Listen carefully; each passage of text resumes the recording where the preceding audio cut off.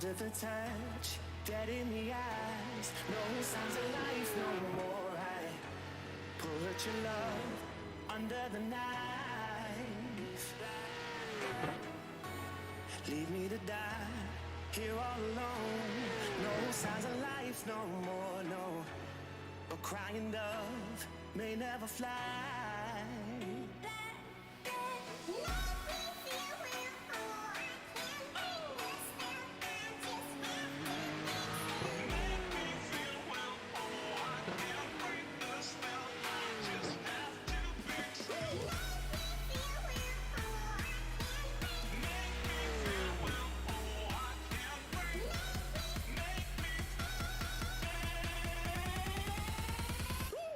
Black and white.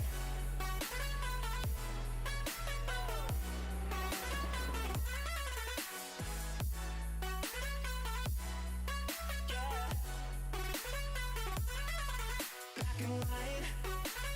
Oh, oh, oh,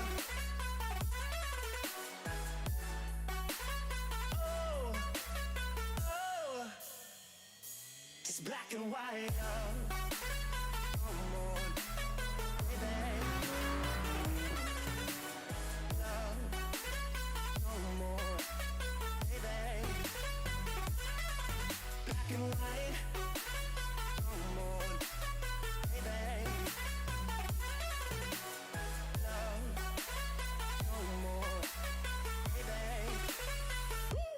Black and white, just let me go. It's only right. For all I know, it's only matter. It's calico, it's black and white. White, white, white. Just let me go. It's only right. For all I know, it's only matter. It's calico, it's black and white. White, white, white.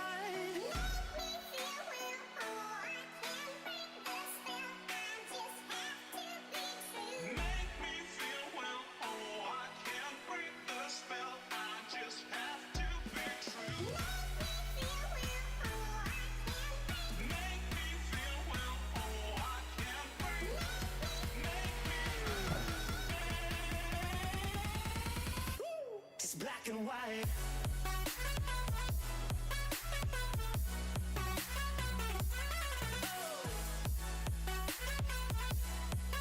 Yeah. Black and white. Oh, oh,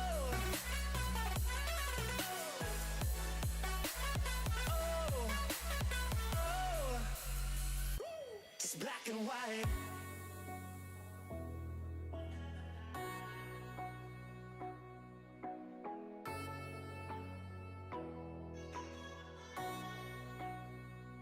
It's black and white.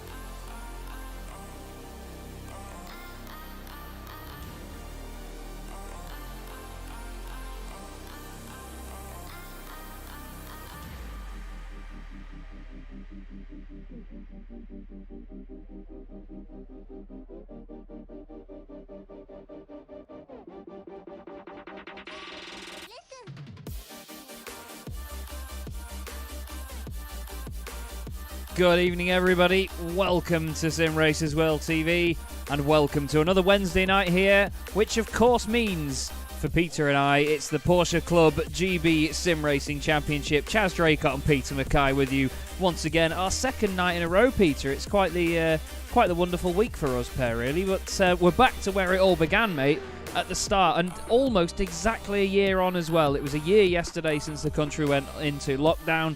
And here is one of the wonderful championships that started because of that, the Porsche Club GB Sim Racing Championship. We're very lucky indeed, aren't we?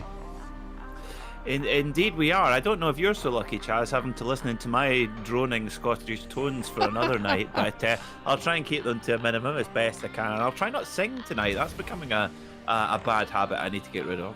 Yeah, I'm sure some of the guys in chat will hear that and think, oh, great, we've got to get him to sing now. But, you know, you can you can try and entice him, guys, in the chat. But, yeah, well, you busted out a Spice Girls number last night even, so... yeah, things are getting tough here, but what a track we're at, though. I mean, Donington Park, I always say it's an underrated circuit for me. You know, the racing around here is always phenomenal, no matter what you see, whether it be the British GT Championship, a club meeting, the British Touring Car Championship. It just always seems like an underrated one for me, and there's an airport nearby as well, so you can do a bit of plane spotting. It's mega for me. What do you make of it? I have to say, I absolutely love it. I mean, I'm a massive bike racing fan, and whenever motorcycles come to race here, it's just so special. When you watch a superbike, 220 horsepower superbike, getting thrown down Craner curves with a big black line coming off the back tyre, that's something that's very, very special indeed. And of course, when you go around the circuit, you look at, for example, Schwantz curve, the very fast swooping left-hander underneath the bridge up to McLean's. I mean, named after Kevin Schwantz, who of course raced here when the Grand Prix paddock came here in the motorcycle world. But of course, it's so important for touring cars as well, isn't it, Chaz? I mean, when you see the touring car guys come here, they very much prove or misprove the notion that you can't overtake around Donington Park. If there's room to be made, they'll make it. Oh, they certainly will, yeah. They definitely prove that wrong. There's so many that we see that just... they find something at this circuit that they don't always find in other circuits, and I'm a bit, confused as to how they manage it. I've raced many times here in the sim, enjoyed every single one of them, and Gilles Gardner's not enjoying this one at the moment. I just noticed he'd gone off. He's blended in with the grass in the 22. We've got Tom Slater top of the pile at the moment. Here's Luke Holroyd just coming up to McLean's. Is he doing what I think he's doing? Oh, Luke. I mean, the man buns... is he dragging his man bun along the floor, hoping to make the car go faster? He's heating it up, isn't he? He's heating it up. I think that's what he's doing. Oh, Ryan Penny. Controversial already, Indeed. Oh. Gus Hay saying, I'm no longer a fan. Okay. Fair enough. Now this is Kat Impey, who is of course good to see back out there. I know that Kat had many an issue with her PC and graphics cards and iRacing and all sorts recently, but she's back out there. She's got cracking and she's getting stuck in the championship. Of course, this is the club championship. There are two classes in this championship. We have the club and we have the pro, and obviously between the two races we will be taking a break just to swap over to the other class. But it's made things very, very interesting for us, hasn't it, Peter? We've always got something to look at out on track.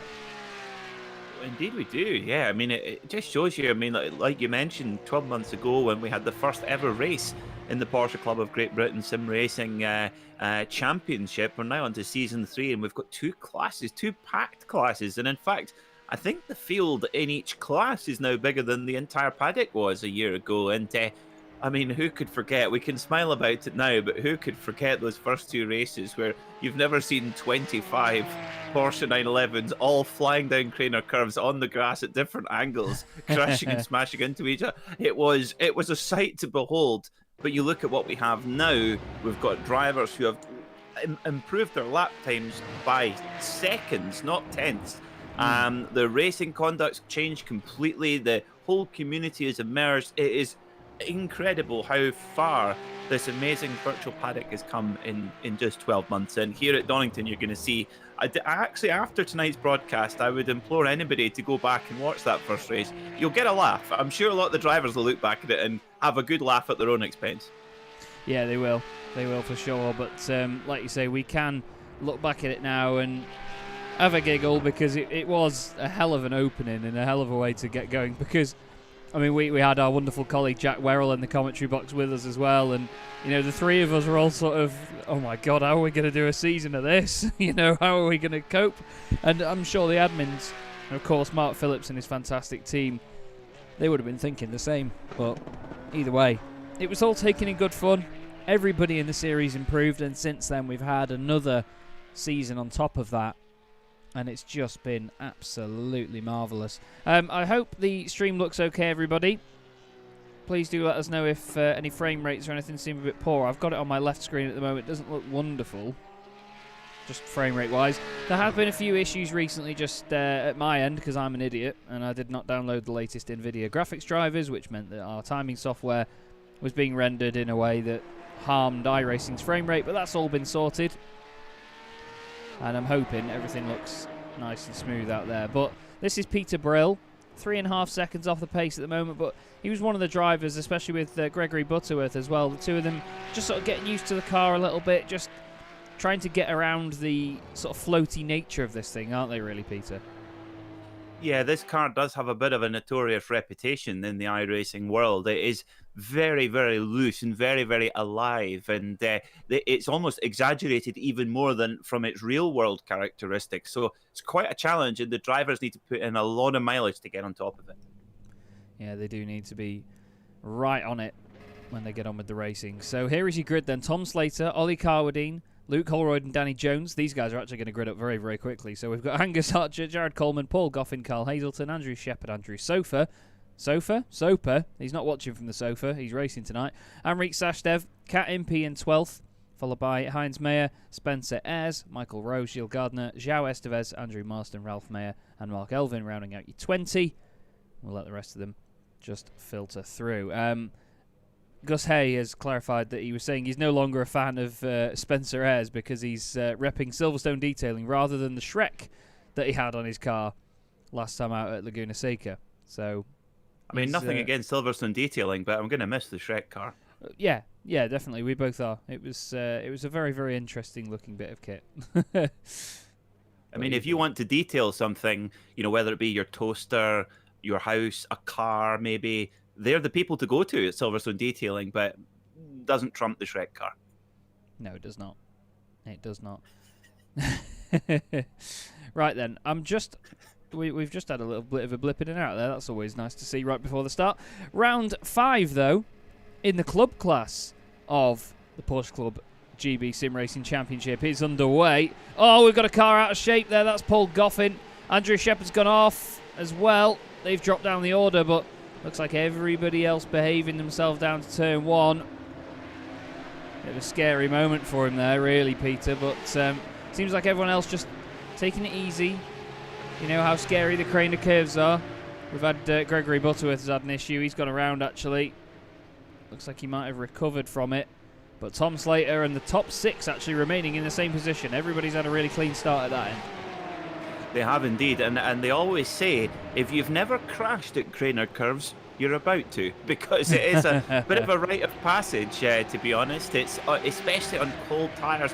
Everybody talks about that tiptoe that you have to do going down the Craner curves, and especially in this car, of course, the drivers have got no pace lap to get any heat in the tyres. The tyres are stone cold, and to make it even worse, when you get down to the bottom of the hill at the old hairpin, which isn't really a hairpin, it's just a fast right-hander, you've got no anti-lock braking either. So if you pinch that little bit too much brake pressure, you leave a big black line on the tarmac and you go straight off onto the grass. Yeah, you do. It's an absolute nightmare, really, because it can make or break a lap. We've got cars off at the chicane. Jamie Ward and Ralph Mayer both in the gravel trap. And Carl Hazelton. Carl Hazelton's around now as well. Obviously, that was just the car. The setup may be too fast for him, but, no, I don't really think any setups. It wouldn't be too fast for him, no. It would just maybe not reacting to his inputs quick enough. Yes, sorry, I got that the wrong way around. Sorry, Carl, we love you. Danny Jones is close to the back of Luke Holroyd for 3rd place. Luke had a fantastic time at Laguna Seca last time out. Seems like it's not quite as easy for him here, though, and it is one of those tracks, isn't it, Donington, where it's hard to get all the pace out of the car. It's hard to string a lap together because they're all... It's quite a high-speed lap, really, isn't it? It's an average high speed around here. Oh, it's wonderful. I think that's why a lot of the drivers love Donington, because you've got to keep the corner speed up. And in this car, as you can see, it's got a garden fence for a rear wing on the back of it. But apart from that, it's actually got surprisingly little aero grip. So the car will kind of move and dance around. You really got to know where the limit is, and that just comes with the mileage. And they tell you what, this is a battle we're going to see happen all season between Danny Jones and Luke Holroyd as well. Danny Jones in the half Haribo, half Brumos colours as well, and side by side down Craners they go. Danny Jones is going to try and hook it around the outside here and try and get up the inside into Melbourne hairpin. Luke Holroyd, well, I was chatting with him earlier. Said he was going to play this one pretty careful and just try and stay out of trouble. Not Donington, not his favourite circuit, but I think that's the trick to a championship, isn't it, Chaz? It's just trying to just limit the damage at your least favourite circuits and clock up the wins when you get onto circuits that you do feel a bit more comfortable with. Yeah, that's it. You need to really be careful with it. Oh no, we've got cars off and around all over the place. Peter Brill was off, and then Julien Noiset's gone off with him. Gregory Butterworth is involved in that as well. Jared Coleman went off not long before that. He's just going to clip the gravel. Nice recovery, to be fair, or is it? Oh. To be fair, he slams on just to make sure that nothing else comes of it. Now, Butterworth's gone straight on in his own incident. This is what happened to Brill. He's got Carl Hazelton beside him, letting him go past. Car was just cooling the tyres. Yeah, exactly. He's put so much stress through them with his speed, and Peter Brill getting in his way there. I mean, come on. Just looked to me like he hadn't left enough room there on the inside of Peter Brill. Amrik Sashdev's off. He's done a 360. And he's coming back on. Manages a nice recovery, but nowhere near the front. Kat Impey's had a bit of a nightmare, actually, early on. I was just looking to how her progress had been on her return to the championship, and unfortunately, she's down in 25th place. Tom Slater, though. I have an update on that. A hardware failure. The absolute nemesis of a sim racer just before the start of the grid screen crashes and has to come back into the session. So I had to start from pit lane on that one. So our imaginary pit lane reporter getting that scoop for us, Chad. Well, it's a real shame because Kat's having no end of hardware failures and PC problems, bless her. But she continues, pushes on, which is always good to see. At the moment, I'm realising that Tom Slater's just driving off. In fairness here, he's just away, absolutely away. It's a fantastic drive so far. 2.5 seconds over Oliver Carwadine, who's in second place in the Red Bull liveried car. We do have the point standings, but the graphic for bringing it up just for some reason isn't letting me display it. It's something to do with the classes. It's not coming up right, I'm afraid. But we do have them, and we will read them out. But yeah, unfortunately, at this point in time, we can't display them in as nice a way as we'd like to. Jamie Ward is well avoided. That was Jill Gardner. Fair play. Slams on the brakes. Jamie's just trying to get out of his way. Gilles just absolutely stood on everything there, didn't he, to make sure that didn't cause an incident. But at the front, wow, oh wow, Tom Slater, great job so far. Luke Holroyd isn't out of this yet. He's got Angus Archer just behind. In terms of big movers in the field, we've got Mark Elvin. Oh, I say that. There's a commentator's curse. Preempted. He's gained 8 spots. João Estevez has gained 8. Spencer Ayres, just there, has gained 7 spots to be 7th. In that very interesting looking car with a big shark mouth on the front of it. You've got to love that. It's a very aggressive looking thing. That is. I mean, it's one way of getting some front end bite in the setup.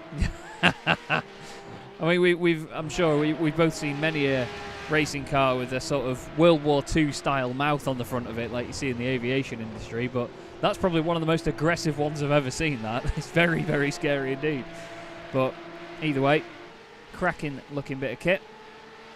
Now, I do realise, everybody, let me know how good the stream looks, because at the moment I'm getting notification that it is 60 frames, but to me it doesn't look like it, and I know I keep going on about that, but we only want the best for you lot. We want to make sure that you guys get the best possible stream, and that my graphics card can deal with it. Ryan Penny's not dealing with this at the moment. He's off in the gravel in the Jaeger Bull. legendary car of its own status for Peter and I. But this battle's going on further back, Peter. Mark Searle, he's got a target on his back with Julian Noise, Andrew Shepherd and Ralph Mayer queuing up behind him. Oh, nearly. Oh, just shuts the door there, doesn't he? Yeah, and tell you, it's brilliant to see that BASF car. Did they not make cassette tapes, or am I getting mixed up? Yeah, I think you might be right, yeah. Oh, there's a whole world of puns in there. We can wind ourselves up with that. Oh, for God's sake. But yeah, you're not wrong, to be fair. You're not wrong at all. Come on, listen, Chad. Right. Stop it. Andrew Shepherd down the inside of Julian Noise, and then down the inside of Mark Searle. Not sure what side that was on, whether it was A or B, but he goes through on the right. And Julian Noise wants to come through as well. Goes around the outside. Mark's just sort of staying out of the way there. He's got Carl Hazelton coming through, who is actually a lap down on these guys, but obviously that's just because he wants to give everyone a fair chance to win the race. But this is getting closer and closer here. Oliver Carwadine. Danny Jones right behind him. It's great to see this resurgence from Danny Jones, isn't it? He's got this epic pace about him. Oh yeah, absolutely superb from Danny Jones. Look at just the ground he's pulling out there. That shows a lot of confidence. You can't do that without confidence. Going down the Craner curves around Schwant's curve, they go into McLean's. Is he going to try the John Cleland special to just stuff it up the inside and hope for the best? No, decides bettering against it. And well, Ollie Carwadine basically manages to hang on a little bit longer. And we've got Jared Coleman off in the Aston Villa machine. Not so good. But as usual, Ollie Carwadine repping the wrong type of caffeine intake beverage. He should really be drinking Sacred Coffee rather than Red Bull. Oh, look at Alex Archer. He's like, see ya. Oh, no, it's not. It's Angus Archer. That was, I'm really not sure what happened with all them boys there. It looked like Carwadine got a slowdown penalty out of the right. Although no, he had Danny Jones down his inside. He breaks early. Luke Holroyd goes way too late. Carwadine just goes, all right. And then Angus Archer just gets the run of his life through the middle. Thanks very much, boys. I'll take all three of you. Fantastic opportunism by Angus there. That was lovely stuff. He went through like a bow and arrow. Wow, well, he's definitely scored the bullseye and went through the middle of it, didn't he? Especially as Oliver Cowdery's got the Red Bull on it. But Ollie's now back into third place, and he's still ahead of Danny Jones and Luke Holroyd. Literally the only person that changed any spots there, or gained any, theoretically, is Angus Archer. But all this time, Tom Slater is still 4 seconds up the road and flying. Been an immaculate drive from Tom Slater, hasn't it? And look at the real distance between himself and Angus Archer in second place. And of course, as those guys continue to battle back and forth, that makes Tom's job that little bit easier. But just about half race distance, and this is the part when the palms start to get that little bit sweaty, isn't it, Chaz? You know, you're thinking, oh, okay, this is going well, but this is going a little bit too well, and I don't want to make a mistake. And of course, at Donington, you can't slack off. That's the thing. Is at Donington, there's not really any resting point, especially at this national layout. You kind of get a bit dizzy after going around the national layout because it's such a short lap. It is, yeah. They do really fly by. Michael Rowe has gone off in the lovely looking Valvoline car. Oh, how many times have you done that? No matter what car you're in as well. Coppice, it's a very tough corner to get right because it's a blind apex on the way in. So you've got to turn in before you can even see the apex. Kind of like a sort of a UK Midlands corkscrew, you could say, but going uphill rather than downhill. It's certainly tougher than it looks. Amrit Sashdev now on the back of Mark Elvin, who's our biggest mover in the field so far. He's gained 10 spots. It's as many rolls as the Michelin man has, but he's doing a cracking job of it, is Mark. He's a newcomer to the championship, as far as I know. And from 20th on the grid, up to 10th. A sturdy performance so far. But don't forget, he's going to have to try and do the same again. Amrit Sendev. Hey, good, I like that. I'll go with that. Amrit Sendev, very like it. I tell you what, it's been fantastic to see Amrik, because when he first came into the championship, it was definitely towards the back of the pack, but has worked so hard at it and really putting in the hours behind the scenes, and that's really showing, especially in the reverse grid races. He's been dynamite in their reverse grid races. Yeah, he has. He's been awesome to watch, and again, it's to be fair, you know, we've got this development from all these drivers, haven't we? Where we get to see them get better and better over time, and I thoroughly enjoy it because it's heartwarming, isn't it? You know, we have described it as such before, but it genuinely is. You know, we see these drivers that have started off, can't really get a handle on the car because I mean it's a difficult car anyway, no matter how good you are in the world of sim racing. As Danny Jones has gone off. Oh, that's big news for this race. Oh, he's lit it up on his own. Whoa, Luke got close to him there. And he's going to have to go on a trip, gets out of the way, spins it around, gets back onto the Grand Prix layout, and then cracks on with it. But it's a real shame that for Danny Jones. Not what he would have wanted at all. Very clever use of the Grand Prix layout there to get it turned. Whoa, that's a big one. Oh, my word, that's a big one for Mark Searle in the 777. Oh, Mark. Oh, my life. Oh, rewind. Oh, and he's gone back across the track again as well. There's something going on there. That's a hardware failure, actually. Listen. The wheel is perfectly straight. The throttle is on. That's a hardware failure for Mark Searle. Throttle sticking down Craner curves. Lovely. You'll see it straight. It's after Craner curves. Oh, no. Listen.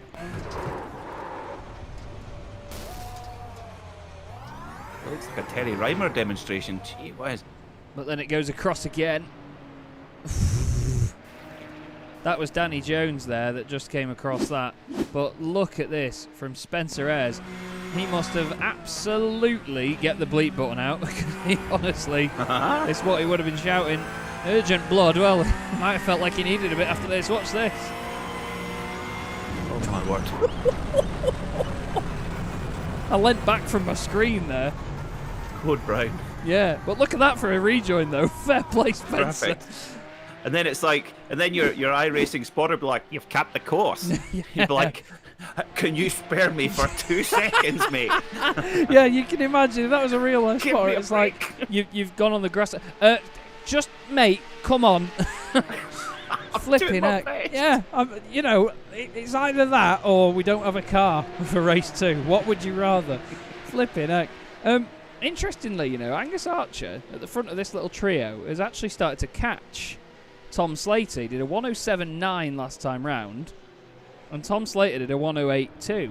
The gap is now down to 3.1 seconds. He's got 5 minutes to go, so I'm not sure what he's going to do about bringing that gap down to nothing and overtaking him, but even still, he's having a monumental charge forward here, and well, I suppose Silverstone detailing, he's going to need a bit of detailing. His Spencer there. Maybe needs the seat cleaned after that one, because Andrew Soper is he would have seen that and absolutely cacked himself anyway. But wow, Silverstone dry cleaners maybe more likely.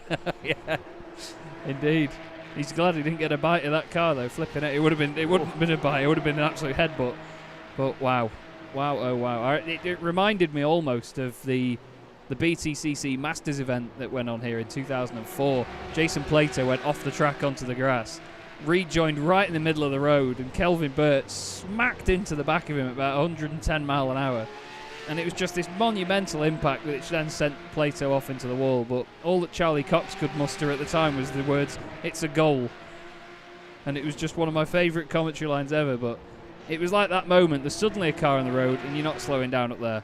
You know, you're flat up there. You don't expect there to be a car in the middle of the road.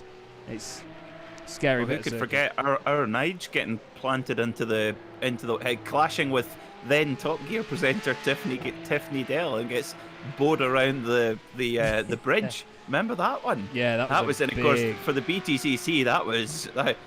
Meanwhile, they've got Nigel Mansell wrapped around the bridge, and meanwhile Alan Gow's thinking, "Oh, we're in the money here, boys," on the tabloid front pages. This should be on the front pages of the broadcast, though. Because look at this. Angus Archer. Tom Slater had an off last time round, you know. He went off the circuit for just over a second. He's been held up at some point. Oh, that'll be why. Jamie Ward tries to get out of the way. And then Angus comes up here rattling onto the scene at full chat. And he's suddenly with him. So this is looking back from race leader Tom Slater then. Just under 3 minutes to go in round 5 of the Porsche Club GB Sim Racing Championship.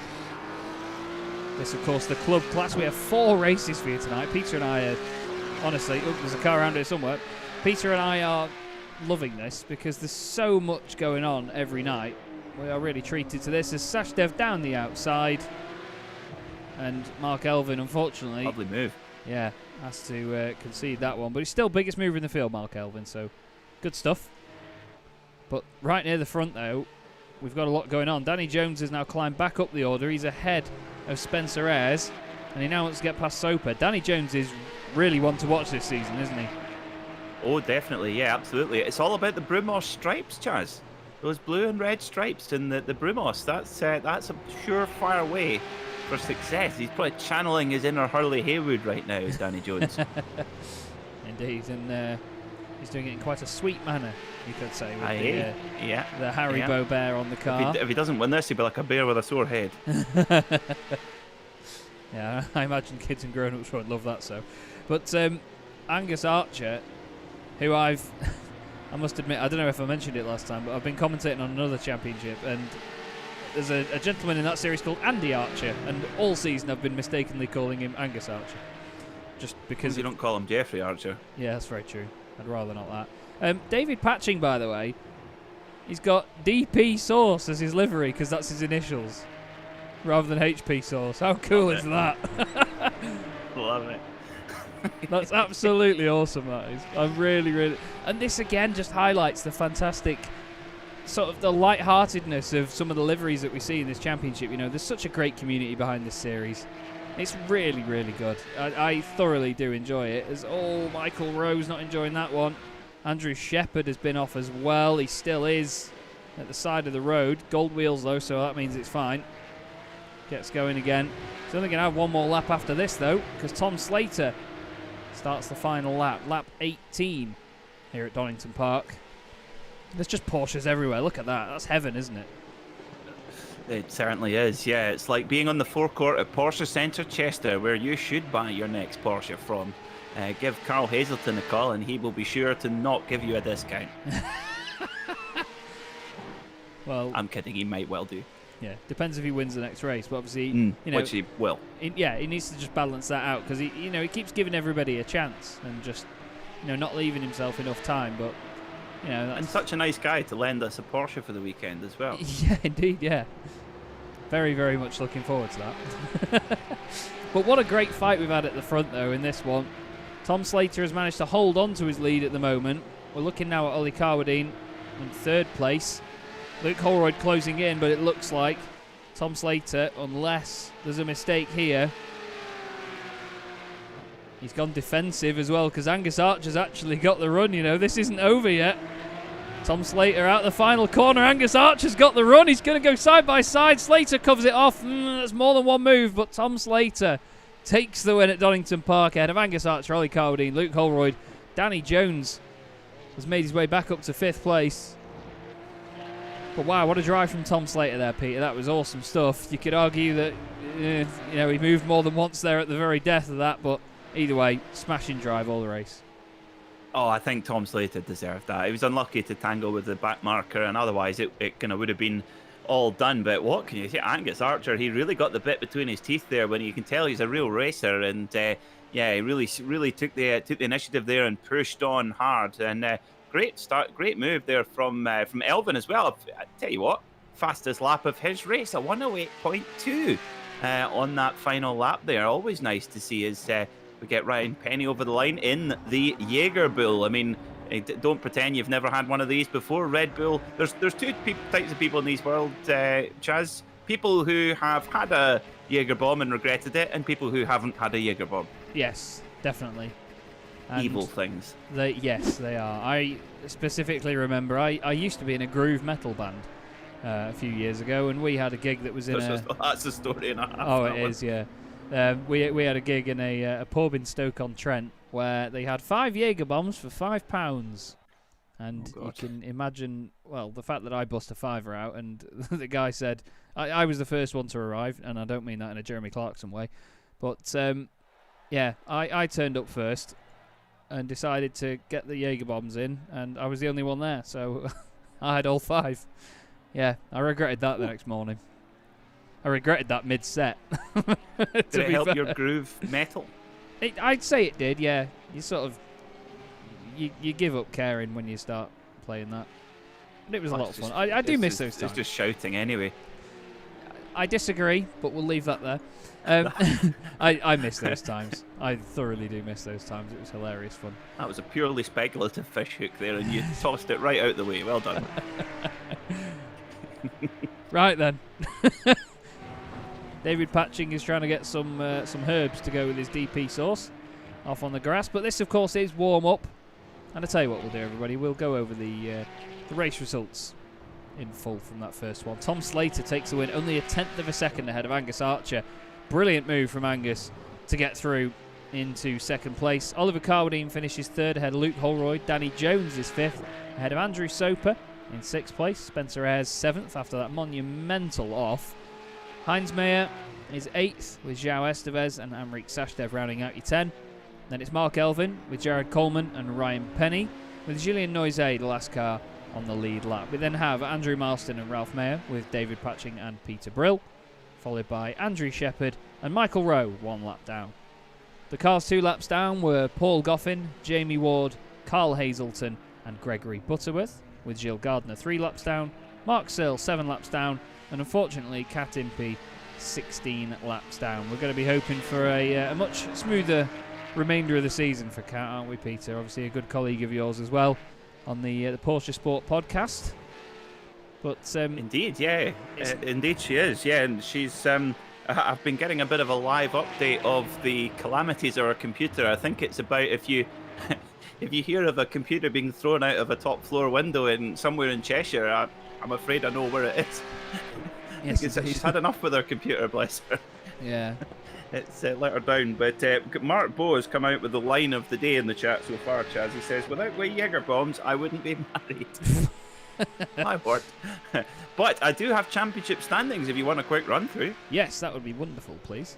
Okay, so we'll have to do it the old-fashioned way. Luke Holroyd, before coming into this meeting here at Donington Park, 72 points, just 2 points ahead of Danny Jones. But Angus Archer on 67 points, so 5 points covering the top 3 drivers. Andrew Shepherd sitting on 62 with Oliver Carwadine on 48. Amrik Sashdev and Paul Stout tied on 47. Carl Hazelton on 44. Jared Coleman on 37. Tom Slater 36. João Estevez and Ethan Garner tied on 34. Spencer Ayres on 33. Michael Rowe 26. Andrew Soper 21. Andrew Marston 18. Ryan Penny 17. Ralph Mayer 13. Paul Goffin 12. Jamie Ward 9th. Heinz Meyer 7 and Julie Noizet in with 6 points. The rest have all yet to score. Smashing stuff. Thank you very much, Peter. Apologies for not getting the graphic working on that, guys. I honestly, there's been a few updates here and there to SDK, and every time it seems that I find something that's broken. It's not their fault, you know. It's a wonderful bit of software. It's so well made, and you know it's so easy to use when you get used to it. But you know, there's a lot of information that needs to go into things and be put in the right way. And let's face it, I'm Chaz Draycott, and I'm not always going to get it right. But to be fair, sorry. Clip that. Yes. Did you hear that one, folks? Oh, I never get it right. Honestly, everyone, what you see when I broadcast is me winging it. Honestly, I'll give it that. But in fairness, Peter, I think while we're talking about good lines in the chat, I still haven't recovered fully from laughing at one of our friends, Ronald Moons, in the Belgian iRacing community.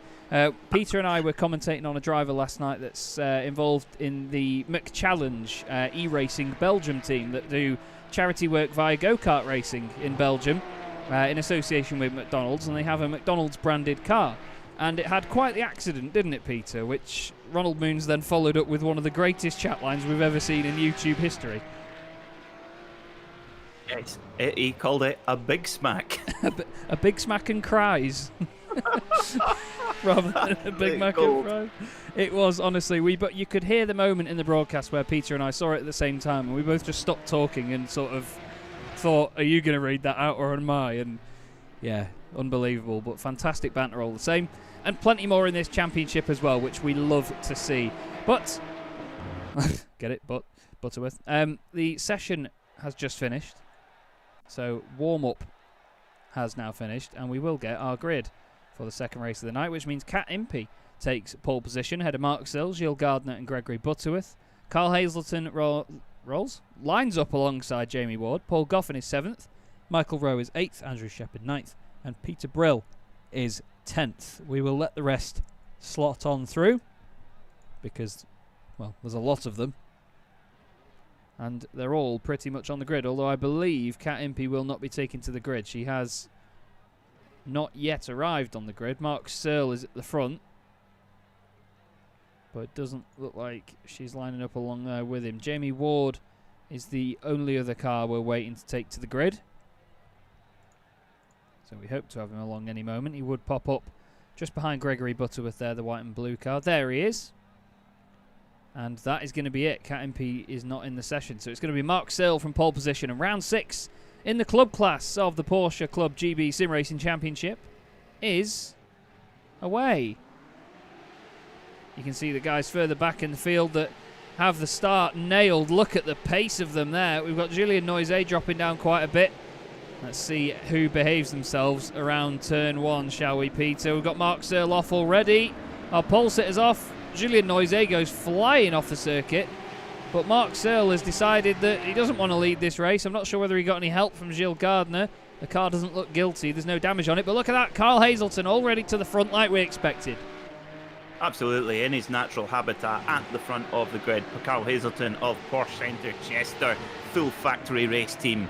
And oh, look at Danny Jones. I'll tell you what, Danny Jones, look who he's pulling along with him. Look, Holroyd there in there too, making their way further forward. And Angus Archer still back in 21st. And oh, Gregory Butterworth, goodness, not been a good day for Greg, has it?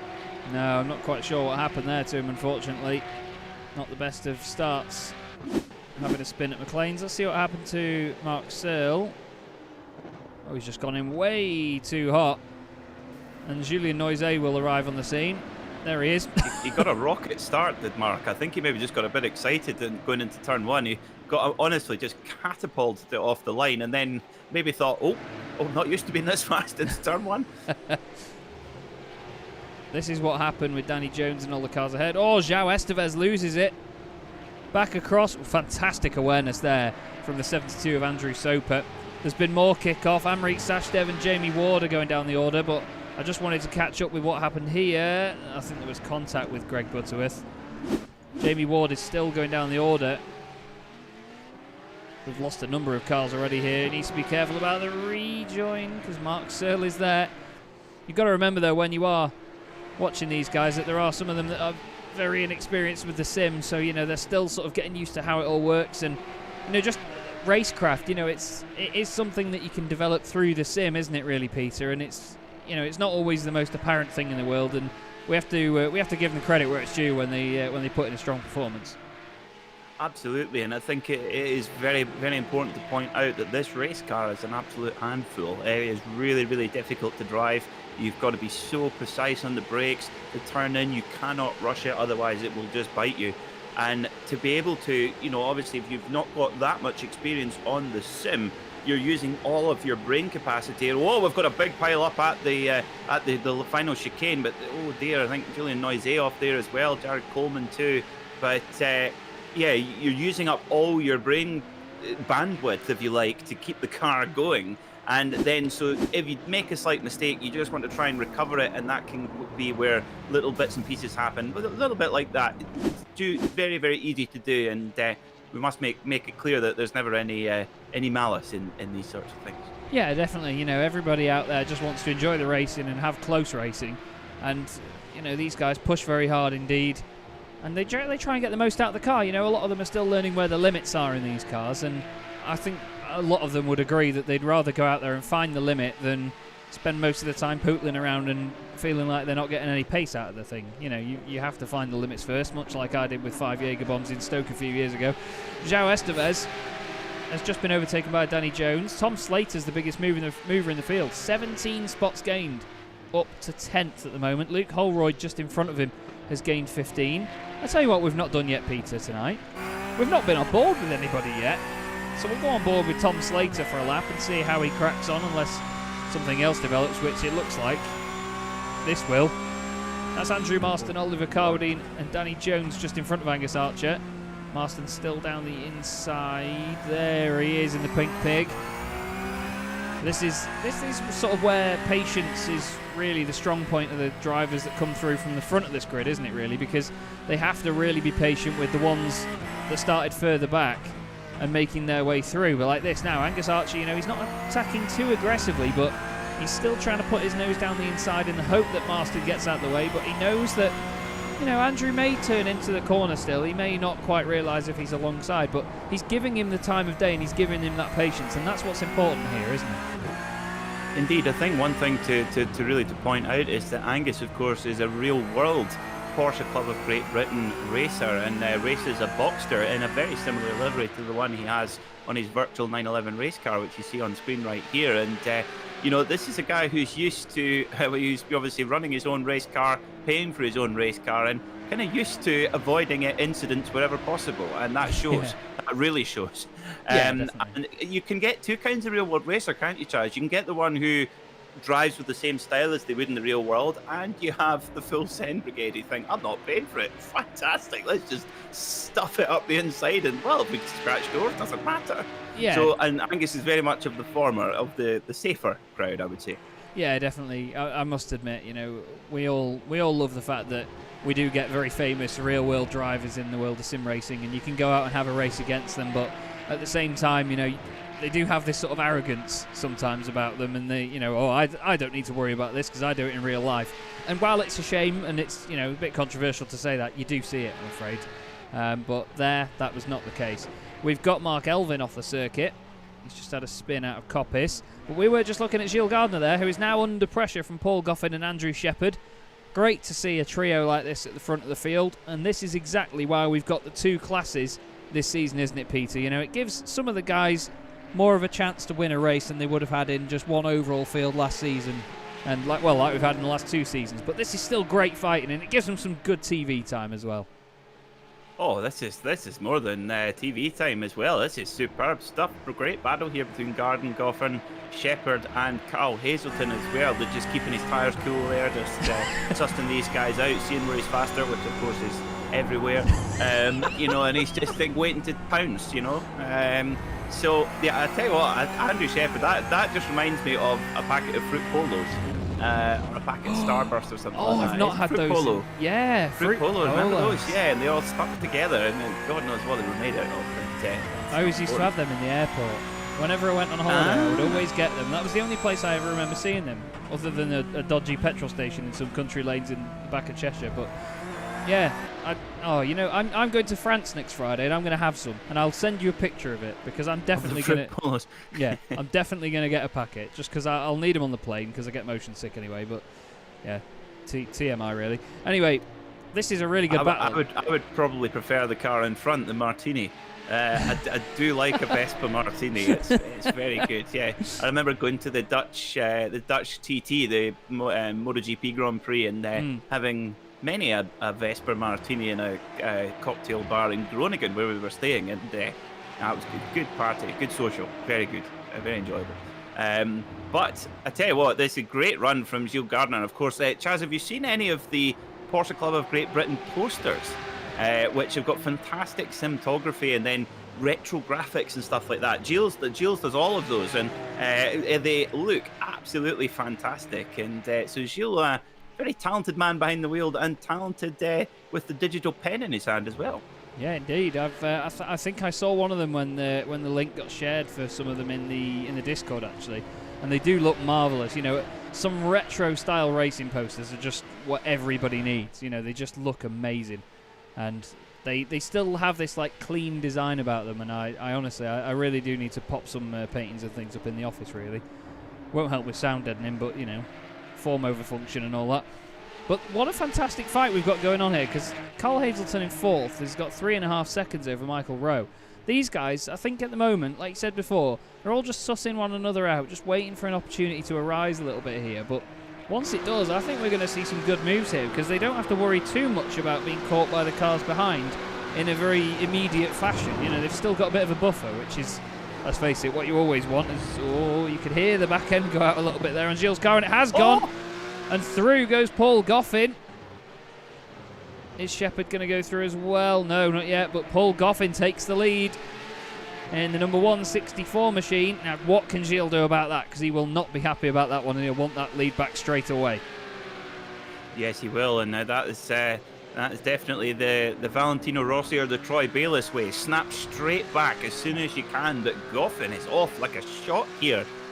Just, of course, we're only 9 minutes into this race. Still got a good distance to go, nearly half distance to go. So you can look at Danny Jones, and of course the should we say the cavalry are coming. Danny Jones has got a lot of biffs and bashes on that car. It's been a busy day for Danny, but of course Luke Holroyd on the way forward as well. So yeah, these guys at the front, they're going to have they think they've got their hands full now. They're going to be even more full when we progress towards the end of the race. Yeah, indeed. They consistently rise forward, but now they're fighting each other. That rise has slowed a bit. We do have quite the spread at the moment. There you go. That's position as well, each number that you can see there. So there are little groups forming, but even then, you know, they're only 2 or 3 cars at a time. But Paul Goffin, he doesn't care about any of that. He's now got a 2.2 second lead over Gilles Gardner and Andrew Shepherd. So he's got the pace and he's starting to run away at the front now. Well, what's Shepherd going to do here? Late on the brakes, looks down the inside. Gilles is a bit flustered by it. Has Andrew got the better of him? And we talk about mind games all the time, don't we, Peter? It seemed like that was a perfect example of it. Here comes Andrew Shepherd. Yep, here he comes. Andrew Shepherd in the Fruit Polo Mobile up the inside at Redgate. Really nice move there, but has he left the door open for Gilles Gardner to have a look back again? No, he hasn't. Shuts the door nicely. Carl Hazelton, look at that, the master of tyre conservation here, just making sure he's got lots of life left in those Michelin tyres, which Michelin, a brand of tyre you can buy at Porsche Centre Chester, which you should. Under the bridge we go, up the hill through Schwantz Curve, and just look at those smooth inputs. It's like watching Jim Clark at the wheel. It is indeed. Only more handsome. Oh yeah, much more. Yeah. I hate to say it, but we've had an issue for Luke Holroyd. Mark Elvin's gone off. I think this is his earliest spin. Oh, just catches the grass at Coppice. I remember watching Tarquini do something similar. Oh, it just as it catches the...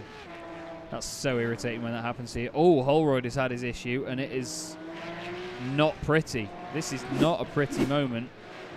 He's got Slater behind him. Oh, a little bump. Slater goes through. I think Slater waits for him. He does. That's nice of Tom, that. And we've seen this a few times already in just this season, haven't we? You know, drivers, they get involved in a bit of contact and they... Oh, he's given him... Oh, he's returned the favour. Oh, no. Oh, no. Innocent until proven guilty. Yeah, innocent until proven guilty. Oh, there is a touch. And around he goes. Doesn't return the favour. Well, returns the favour in one way, but not another. I was going to say, yeah. Oh, my word. I'm not sure if, you know, I don't know if Luke found himself accountable for that. There was definitely a touch, as you all heard and saw, but whether that's what ultimately upset the car or not, it could be argued, I think. But Michael Rowe has had an off. He's in 6th place at the moment, and this shows the gap really near the front, because he's only just lost 2 places, and he's been off the road for nearly 10 seconds, so... That spin hasn't actually cost him half as much as you would have thought. Carwadine and Archer have just gone past him. They've gained 18 spots each. Danny Jones has gained 17, and Ryan Penny, who's going well in the Jaeger Bull, has gained 10 spots. So some really strong rises through the field once again, Peter. And this is what we love about this class, because it's so unpredictable, isn't it? Yeah, absolutely. It's and you think how good he would be without the Jaeger bombs as well. But I tell you what, now if you wanted to be any more jealous of Ryan Penny, Chaz, I'm about to give you one of these. I believe he has a Boxster Spider with the Ooh. new one, the one with the 4-litre motor in the back of it. Oh, That nice. that's a proper bit of kit. I wouldn't mind a bit of that. Yeah, beefy stuff. Yeah, I could put a James Dean wig on, and I could be like, "Look at me, I'm so cool." I'll buy a white T-shirt that's maybe a little bit too small for me, and look like the Michelin Man. I've got many white shirts that are too small for me already. Trust me, the last 12 months has not been kind. But Porsche Sports saying Sergeant Bash is back. It's one of my favourite nicknames in all of sim racing. Bash is back. Sergeant yes. Bash. Bash is black. Well, there's the songs as well for you, Porsche There you go. Sport. 2 birds, 1 stone. Right then. This is Spencer Ayres. Oh, Bash Betty, Bam Bam. Bash Betty. Michael Rowe is going to be looking in his rearview mirror and thinking, what on earth is this thing attacking me? Although, the aforementioned Sergeant Bash is right behind him there. Yeah? It looks like Spencer Ayres has gone into a corner patrol zone. Just wait for Craig Charles to stand off one of the balconies in the pit lane and start shouting random rubbish. Luke Holroyd, though, 13 places gained in this race. Amrik Sashdev behind. He's gained 6. Another strong night for Amrik. But he continues on and just sort of following Luke at the moment. And again, we do see this quite a bit, don't we? Although, never mind Luke following. He was looking down the inside. He's got this fantastic confidence this season, hasn't he, Amrik? I love it.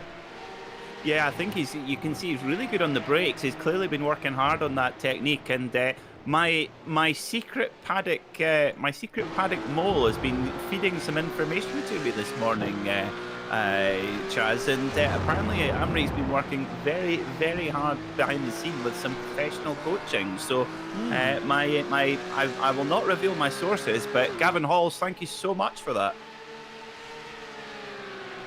That's very interesting indeed. You're not revealing your sources. No.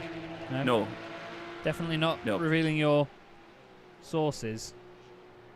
Oh, No? bravo. If I didn't have one hand to put in my push to talk, I would clap.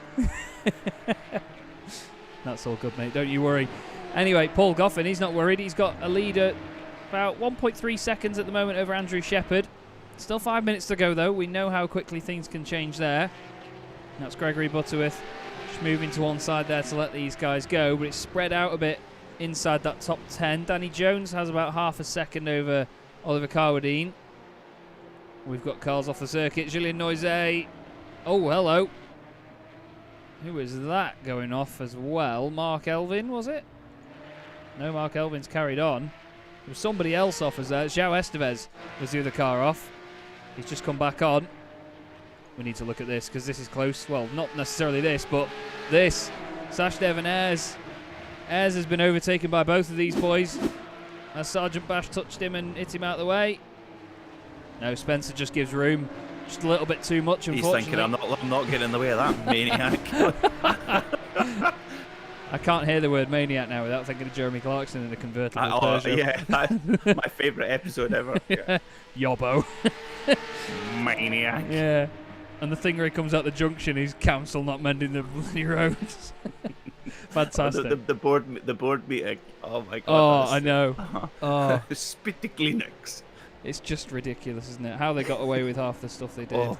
And I mean, James May comes up to a corner and just goes straight on through the hedge from the what's it called, the car in front of them. That's just like the tracking shot is just stunning of that. He just flies straight on, and it's great. Anyway, there's a race going on. There's plenty of, well, I was going to say mist about, but that's obviously Luke Holroyd with the red mist at the minute. Amrik Sashdev right behind him, and he's going to give him some of his own medicine, is he? Amrik is properly on this now. This is fantastic. Really enjoying this resurgence this season from Amrik. He is an absolute epitome of the drivers that have been learning the car, getting used to how it behaves, and that you can see that the coaching's been paying off. So whoever's been coaching him, well, I think Amrik needs to advertise the services. He's done an amazing job. Yeah, that he has. But look at how strong Luke Holroyd was there through Redgate, no, Goddard's, my apologies. Goodness me, there's too many corner names. Getting through Goddard's through the chicane there, really, really strong, and not really a great deal Amrik could do, but Amrik better at certain parts of the circuit, and Peter Brill, whoa, just loses it. And now that's quite easy to do there. You're coming around the fast left of Schwantz, and you're trying to brake and turn the car at once, and this car doesn't really like that from time to time. No, it really does lock up quite easily. does this car. No traction control, no ABS. As Porsches are often described, it's a proper driver's car, and it really is. Even in the sim, one of my favourite combinations on iRacing, if I'm ever wondering what to drive or just want to sort of limber up to drive something else, I'll take this Porsche Cup car and I'll rag it round the Nordschleife in cold conditions. It is just so much fun because you can hang the back end out, you can still save it, and you can go through floodplats turning left if you're brave enough. It's just absolutely awesome fun, and I'm not surprised that these guys enjoy it so much and that the series has got so much traction in the last season. It's just been amazing. So hats off to them, and obviously hats off to iRacing for giving us such a wonderful car. They do an amazing job. They come under fire way too often, in my opinion, and the content they put out is phenomenal, and it's obviously why we at Simracersworld TV can bring you a broadcast, and Peter and I can do what we love and do it from home. As Jamie Ward has just had a little bit of a moment, there's plenty of dust on the exit of that chicane. You can tell they've definitely been pushing the limits there. So too is Simracersworld, unfortunately. He's gone a little bit wide out of there. Now, we're going to get another lap after this. Paul Goffin is just coming round to the final corner. It's been a great drive so far. Did Anric fall or was he pushed? That's an interesting question. We will find out. That was a little bit impatient from Anric there. I'm not sure whether he could have seen the car ahead of him. That was, of course, Butterworth. Luke goes down. I think he expected Butterworth to be much further over to the left there, but again, it's just the guys getting used to the racecraft, where to put the car and when. It's all situational stuff, isn't it, that you can't really practice on your own. No, and if you got to beat yourself in the eyes of the slower driver as well, they're probably... It's pretty intimidating when you see two cars coming up from absolutely nowhere and travelling at what seems like warp factor 9. And it's Goffin having to defend so hard here. Andrew Shepherd really wanting to put that Fruit Polo machine to the front of the pack. Goffin goes super defensive. No. Contact! Oh, no! Oh, and Goffin gets spun off now. It is Shepherd. Oh, now. We've got a bit of a Mexican standoff here. Who's in third? It's Carl Hazelton. Carl Hazelton's on the case now as well. Oh, my word. This is going to be the last corner of the race. Shepherd is still in front, but I'm wondering whether he's going to let Goffin through after the line. It was very aggressive down the inside from Andrew Shepherd. He is going to let Goffin go, is he? Yes, he is. He's going to let Goffin take the win. Fantastic sportsmanship. Paul Goffin takes the win. Hazelton steals second on the line, does he? No, Shepherd just gets it. Shepherd hangs on by 0.03 of a second. The guys behind are Ryan Penny, Danny Jones, Oliver Cowdean, Angus Archer, Tom Slater is going to be next up.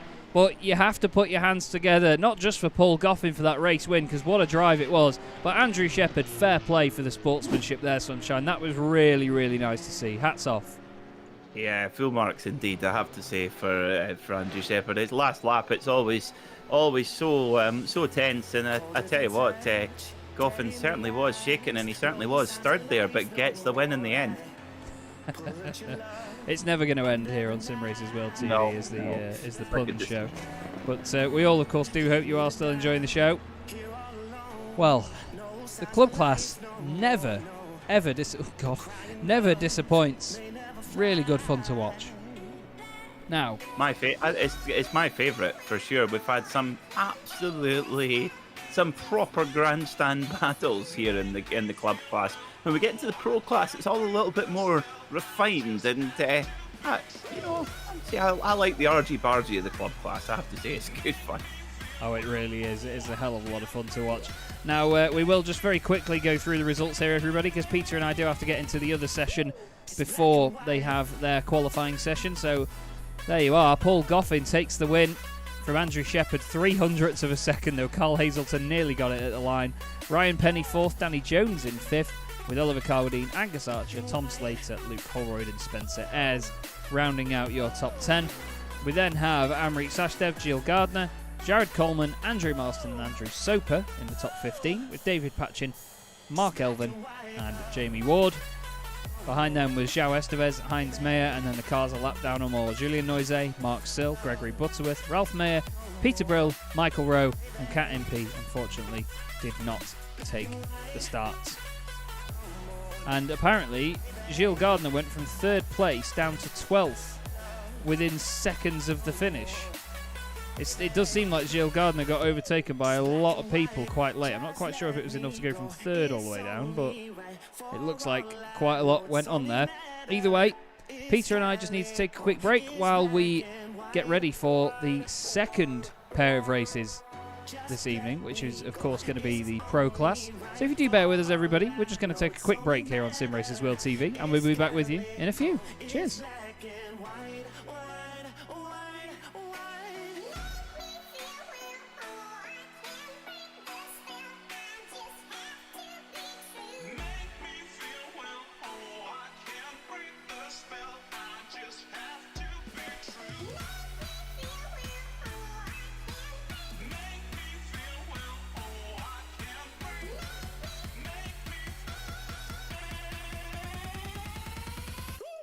Black and white.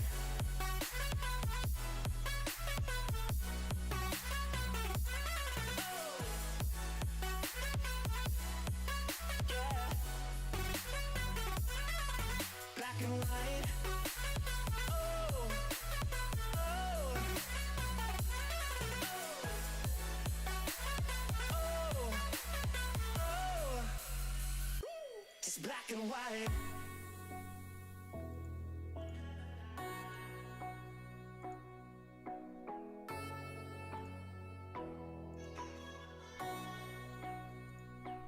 Black and white.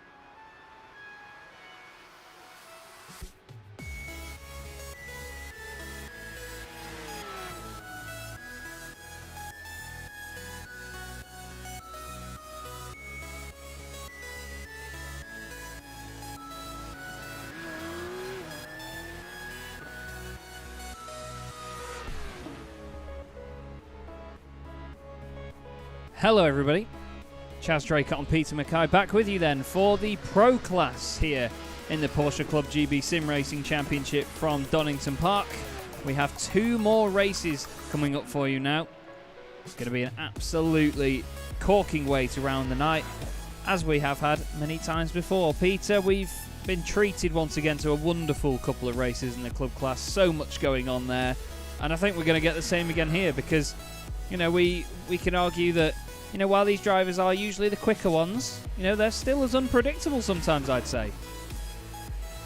They can, and this is where the kind of pressure just ratchets up that whole lot more. Of course, all of the drivers in this class had to qualify on pace to get into this class, and that pace was very hot indeed. In fact, if my memory serves me correctly, this was the circuit where they did the qualifying. So this is where, and looking at the lap times, some drivers are going even quicker again. So very, very exciting indeed. But look how tight that is at the top between Jacob Toffs and Simon Povey as well. Just 100th of a second separating them at the moment in practice. And then, of course, they'll go into 10 minutes of qualifying as well. But a whole host of characters who could be in for in the hunt for the win tonight. Yeah, definitely. And like you say, with them having qualifying here, that's important because it means that the drivers have really got used to this circuit. You know, they've got used to the combo of trying to get this car around here.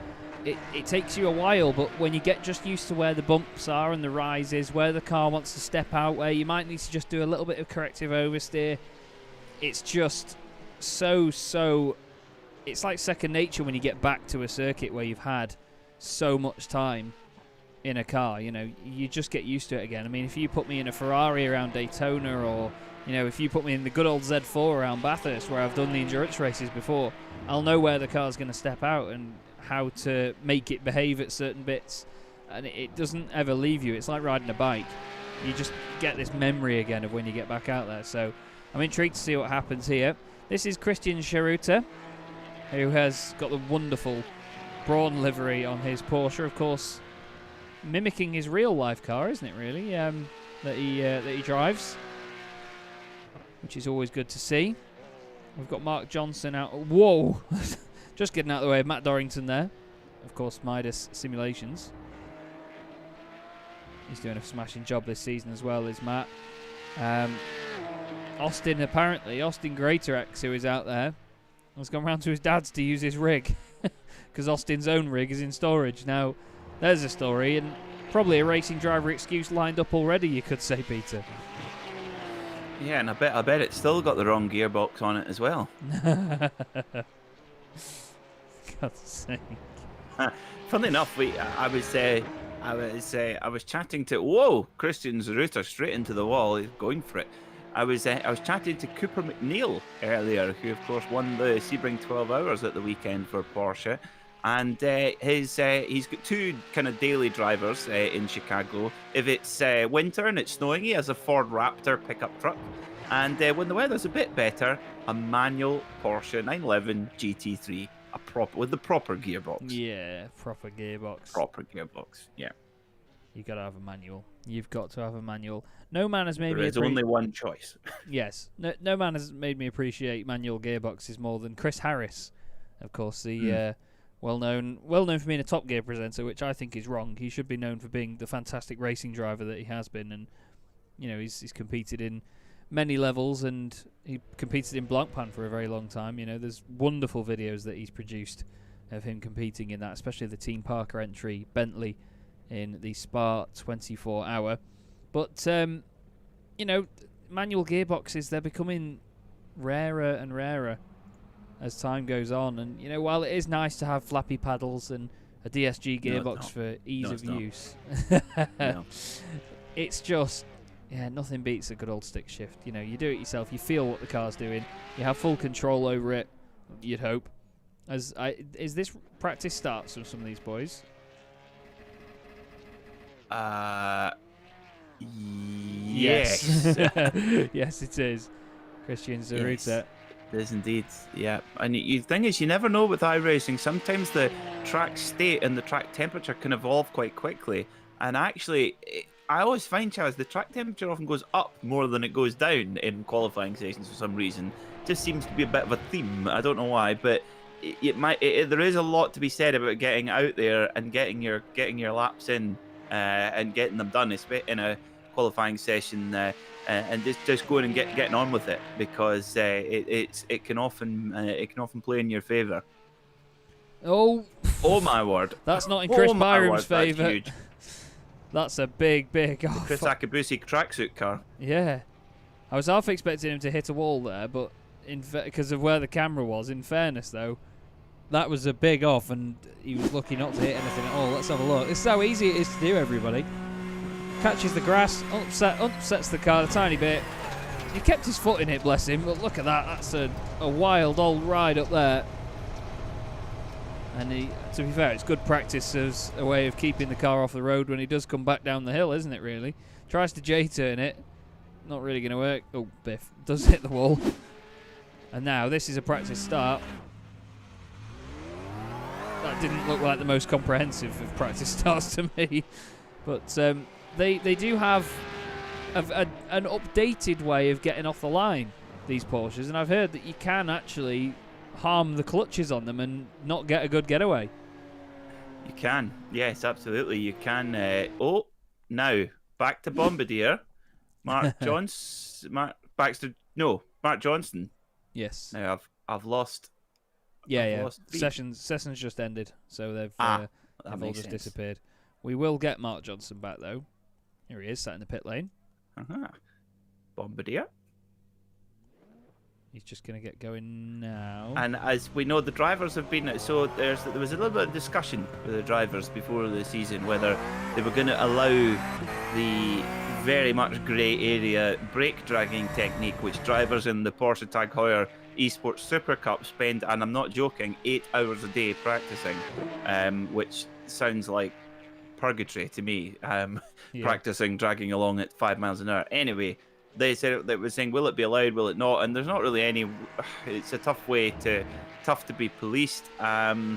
It's a way of basically where the driver can go very, very slow on the outlap, drag the brake along the ground, and it heats up the tires artificially, and it's kind of been frowned upon. But we made it very clear, didn't we, Chaz, to the drivers? Or I did on our behalf. Sorry. That if you're going to go brake dragging, you better be ready for the slagging, and you will be name and shamed on the street. Yeah, we can't ban it, but we can slag you off. Yeah. I can't spot it happening, and I can't go chasing after people that are doing it. But if we do see you doing it, that's it. You're going to get flogged. Yes. Very much. I think that's the best fight up. I haven't seen anyone do it yet, apart from Luke Colroyd in the club class, of course. Yeah, and he's got a man bun, so that's double trouble. Right then. Mark Johnson then, he's going to take us on a lap. He doesn't know it, but he's going to take us on a lap of Donington Park through Redgate, running wide. You want to be careful not to use all of the dirt on the outside. Just keep it nice and tight to the right. He's not so confident through the craners, but maybe just a banker lap for now through the old hairpin. Sometimes the car's got grip there, other times it hasn't. It's a real nightmare.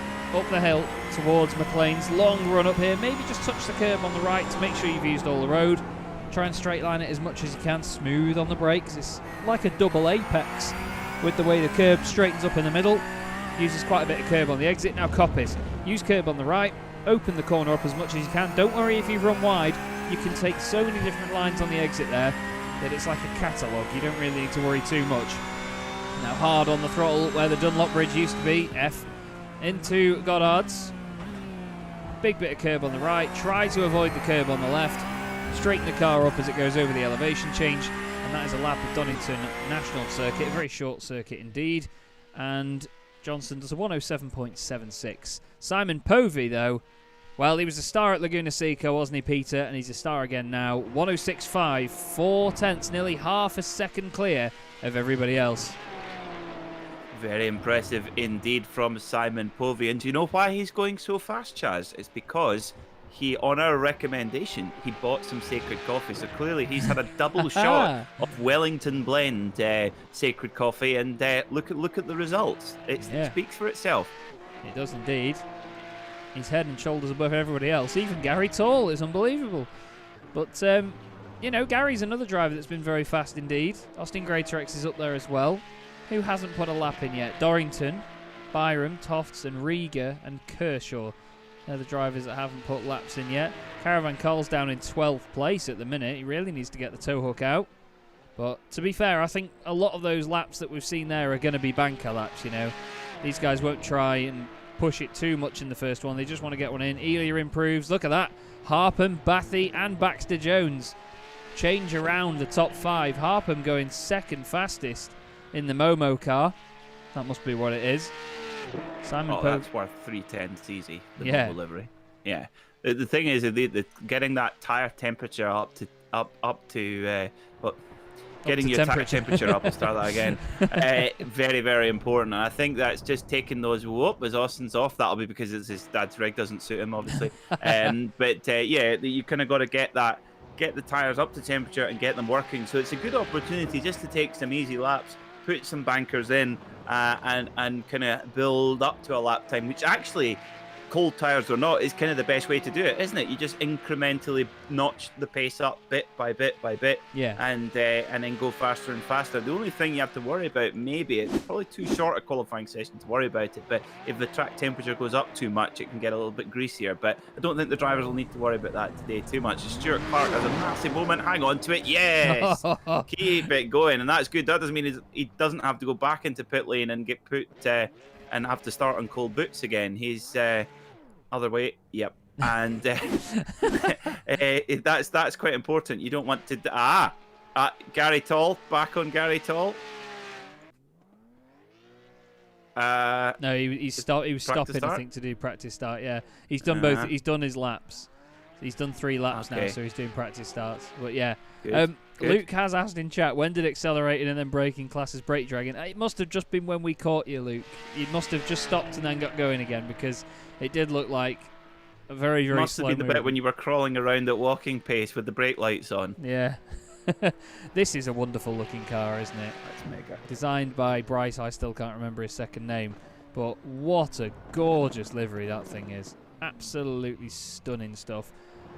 But James Cummings, another beautiful shiny car.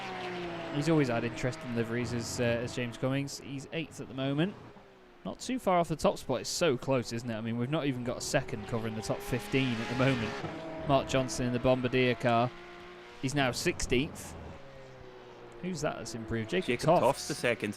Yeah. Lovely stuff. 31 thousandths off Simon Povey. Let's see if Jacob goes again, because this is his second hot lap now. So he's pressing on into the old hairpin. Really opens it up. Gets on the throttle as early as he dares. Virtual Racing Compound in the chat. Good to see you. Look at this, though. All the way up. This feels so pokey already, doesn't it, Peter? He's on it here. He's Jacob Toft. He's got this thing. There is not a wheel out of shape here, is there? It's so smooth. And as you think this car is a loose race car, not when there's a driver like Jacob driving. He keeps it so nice and tidy.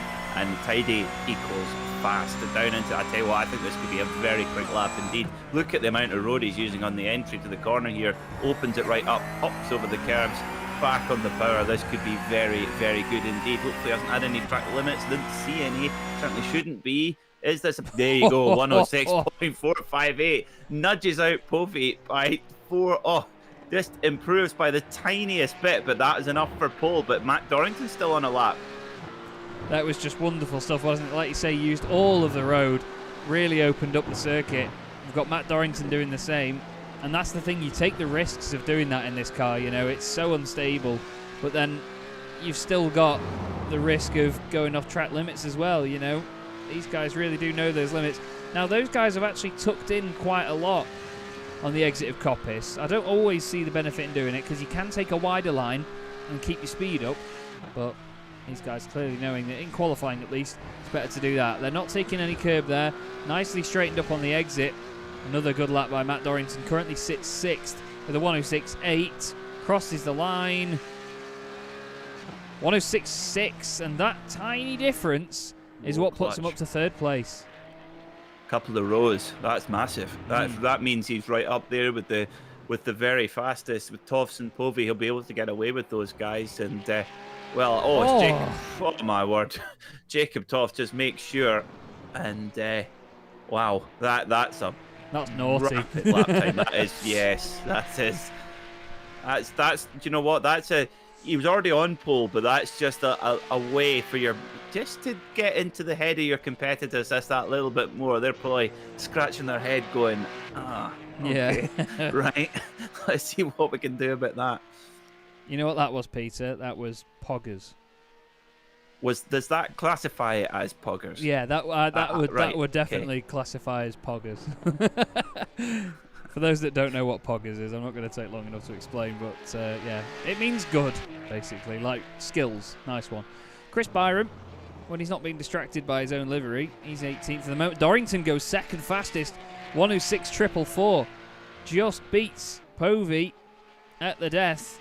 And to be fair, we saw Povey's lap and thought, well, that's that done with. Tofts and Dorrington saying no thank you. He's in the garage having a sacred coffee, obviously. He is, yeah. He's going, it's fine. I've got sacred coffee. I don't need to be on pole. It's okay. Actually, tell a lie. Matt Dorrington ordered something as well, so he's probably had it too.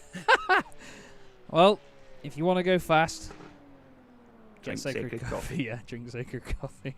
What was the line you came out with yesterday? Sacred coffee for what you drink. There you go. The setup doesn't like the wider line. Ah, okay. Thank you very much. That's Gav, isn't it? That is Smoking Gavilar. Steel Garage, yes.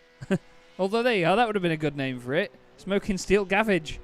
I've just called him that by mistake. Smoking Steel Savage Garage. Do you know why it's so Smoking Steel Garage? Is it because he crashes cars a lot? That would be a better one. Yes, it's because he's a farrier. Oh, right. Well, there you go, then. There you go. Yeah. There you go. Fair play. Good to see you, by the way, Gav. Love you. Jacob Tofts take pole position from Matt Dorrington, Simon Povey, and Stephen Harpen. Watch out for Stephen up there as well.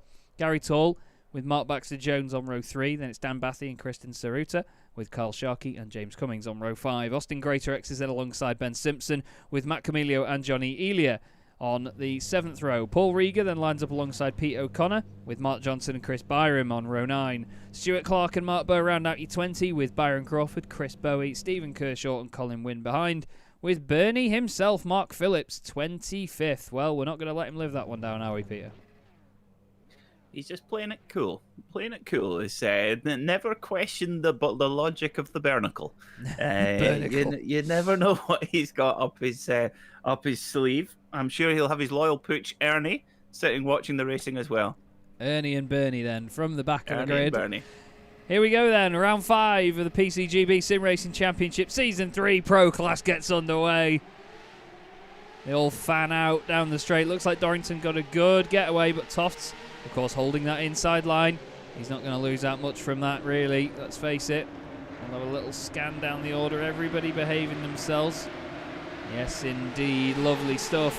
Don't forget to keep an eye out for Johnny Elia and Mark Baxter-Jones in their beautiful liveried cars. Mark Baxter-Jones, actually, there he is. He's gone up to 5th position so far. Saruta's got Bathy right behind him. Very close stuff between those guys.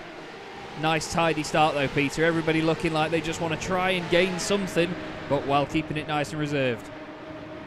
Very important indeed, yes, absolutely. And of course, we must remind our viewers as well of the orange zone rule. If you cause an incident on lap 1, you have to take yourself for a drive-through penalty. So the drivers do keep that in mind, and it does help to just spread the field out a little bit more, and then the drivers can go for it a bit more later on. But yeah, of course, lap 1 not very long, of course, here at Donington Park, so you can really push on. But Matt Dorrington, he's wanting to turn it into Dorrington Park by scoring a win here. Wow, why have I not thought of that one? Oh no, Chris Byram. Oh, he's gone off at the chicane. Easy to do though. Good use of the GP circuit again. Yeah, indeed. That's it. You keep the traction by doing that, so you may as well. There's Gary Tall on the back of Mark Baxter-Jones. Down the crane as they go. Such an amazing piece of circuit is the crane, as I had the wonderful pleasure of being on board with In2 Racing's Charles Clark in his GT4 Porsche Cayman in December last year, around there in the wet, and he was turning right while it was going left, and he was turning left while it was going right. It was absolutely mind-blowing, and then he hit the brakes and headbutted the dashboard. It's an honestly phenomenal thing, his craner curves, and I'm honestly so grateful for Into Racing giving me the chance to do that. But I mean, these guys, these cars are even quicker than GT4 machinery down there, so the pace that these things do is just scary, isn't it? Indeed, and a lot of the time at really high speed, they don't really want to change direction very much as well, so it is a little bit of a tightrope act going down to Craner Curves. Now, Mark Phillips, Bernie, doing a very good job here, just taking it nice and steady for the first few laps there, just making his way up gently through the pack. Now, Gavin Halls has told us that the Porsche Club of Great Britain Sim Racing Paddock has volunteered to design Bernie a livery where they make the livery and Bernie has to run it. I'll be surprised if he allows that. I would enjoy that a lot, and I would love to try and inspire them with things that they could do. To be fair, I'm quite interested in Stephen Kershaw's design in front, because it looks like, quite literally, the sun is shining out of his backside, to be honest. It reminds me, now I'm not sure, I doubt anyone in the world would even get this if they watch this broadcast, but a slightly nerdy aviation thing coming up here. It reminds me of a livery from a privately owned aircraft called a Hunter, a Hawker Hunter, which was owned by a gentleman who I can't remember the name of, but he had it painted where the front of the aircraft was like a white and yellow, like the sun, and then it sort of faded to an orange and red, where it was the edge of the sun, and then it was like the blue aura around it, and then the night sky, and it was called Misdemeanor.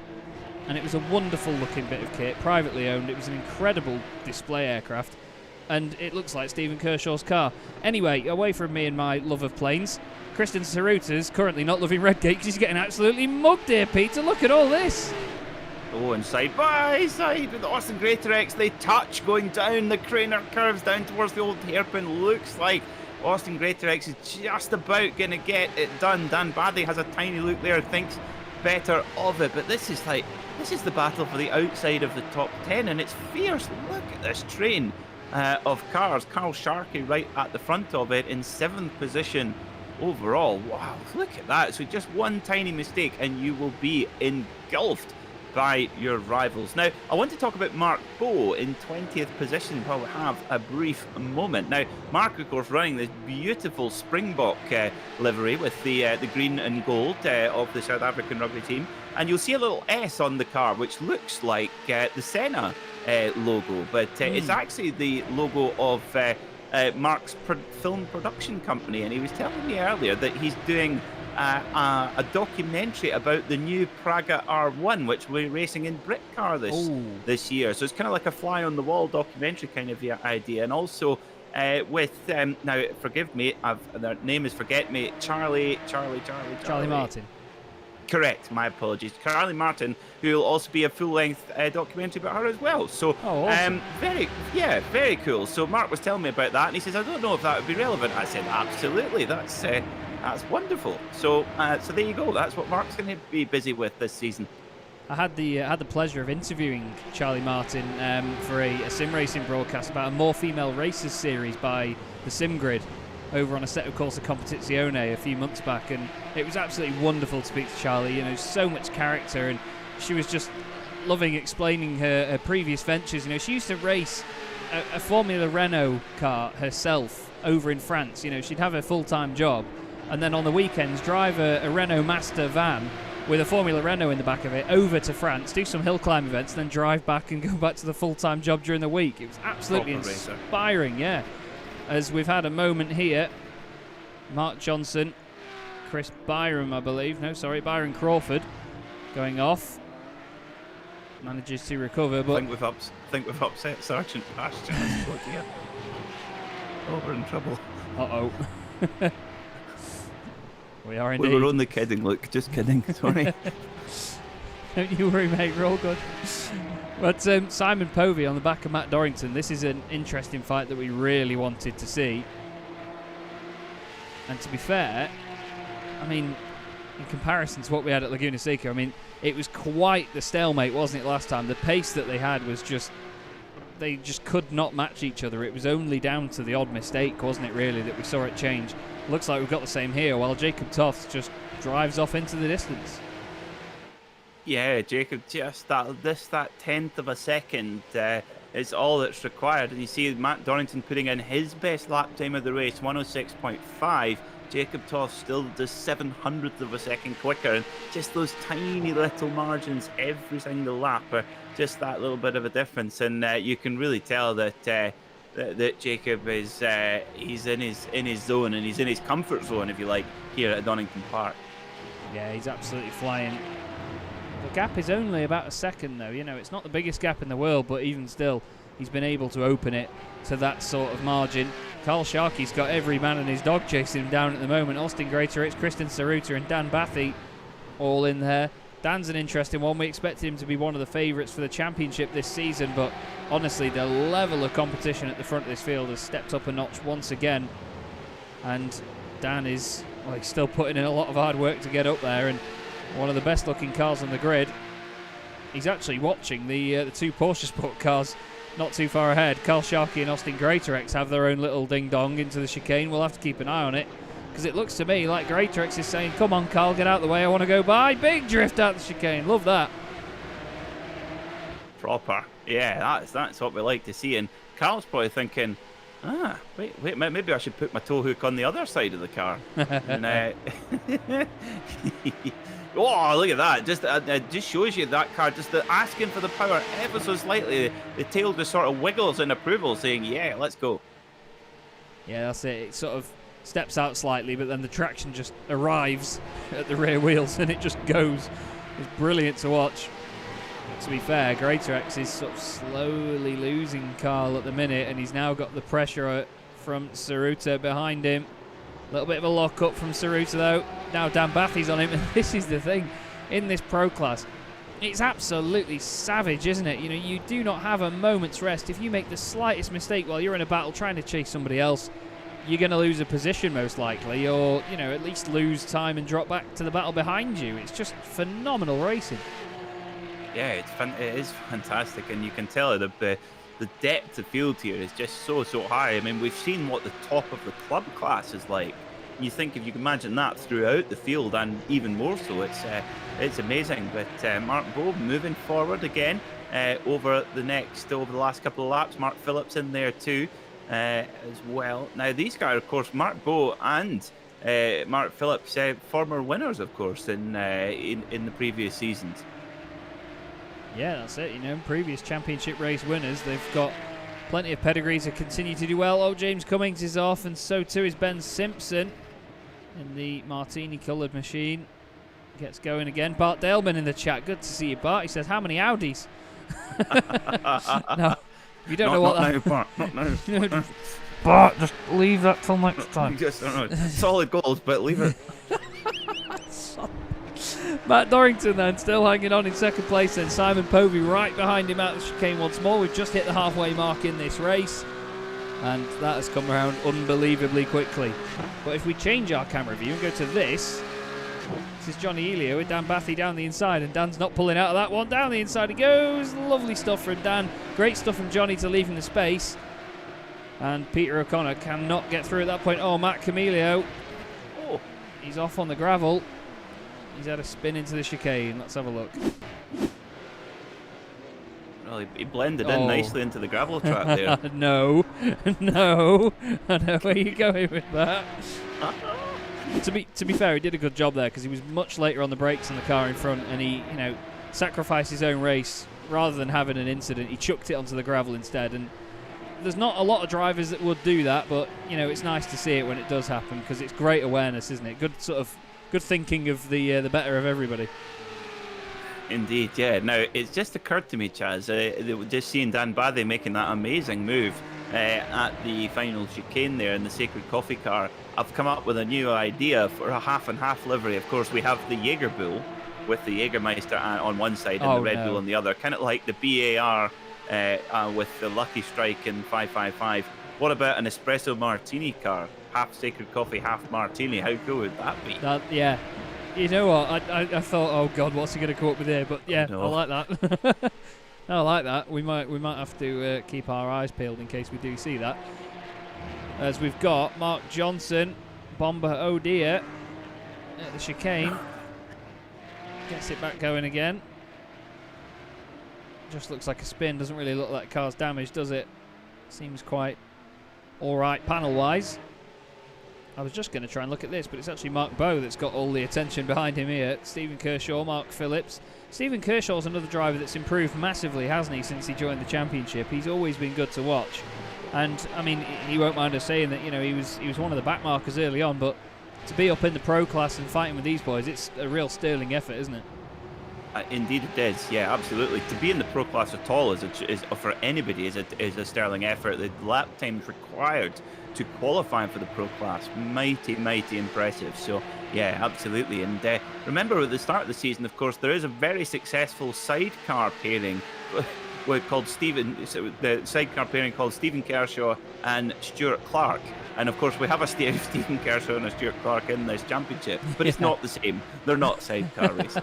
We found that out. I think I ran with it for a few rounds and then found out that it wasn't actually true, and that kind of burst my bubble a little bit. Yes, indeed. A great coincidence, though. Wonderful coincidence. We're getting a great look here at Matt Dorrington's car from on board with Simon Povey just on the front bumper of his car. Really does exaggerate the size of the wing on the back of these Porsche Cup cars, but it doesn't need exaggerating. It is a massive wing as well. When you see these cars in person, you do realise how humongous that wing is. And it actually, not to sort of discredit what iRacing have done, but I always find that in person it seems like it stretches out a bit more than the width of the car than it looks like it does in iRacing. It seems to fit the bodywork width here, but when you see it in person, to me it always looks a little bit wider. I'm not sure whether that's just the tiny discrepancies from the sim to real world, but honestly they have done a mega job with this car, and it just looks great. You can see it moving around a lot, can't you? It's got a lot of character when it's being driven around a circuit like this. Indeed it does. Yeah, it does have good body language, but if you think this one looks good, you should see the new one. Oh, I know. My word. The new GT3 Cup car, of course, racing for the first time in the Porsche Carrera Cup North America at the weekend, and Sebastian Priaulx winning the first race, unfortunately being edged out in the second one, but my word. And those cars at Sebring getting bounced around all over the place. Oh, wow, I cannot wait till the inevitable point when hopefully it turns up on the iRacing service. Yes, indeed, it will be an unbelievably popular car if it's anything like this one, and done anywhere near as well. But I remember seeing I cannot remember the team name, I think it might have been Muka Motorsport, the BWT branded car on the livery on the new car. Lechner. Yes, that's it, yes. I know the team name from somewhere else as a different team name. But, that just, yeah. You know, everyone says that pink livery is garish. I mean, Simon Povey's car in itself looks good in that hot pink that he's got.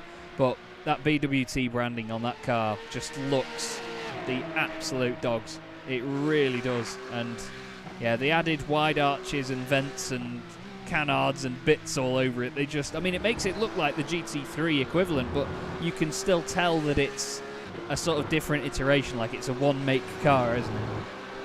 Well, it's actually on pace. It's not a million miles off a GT3 car. In fact, it's more than close enough where you could race it if it were allowed to race in a GT3 context. That it could be easily balanced in the GT3 class, and it's half the price of a GT3 car. So Porsche have pulled it out the bag once more. Yes, indeed. They certainly have, and they do continue to raise the bar, which is what we love in the motorsport world. You know, bars getting raised,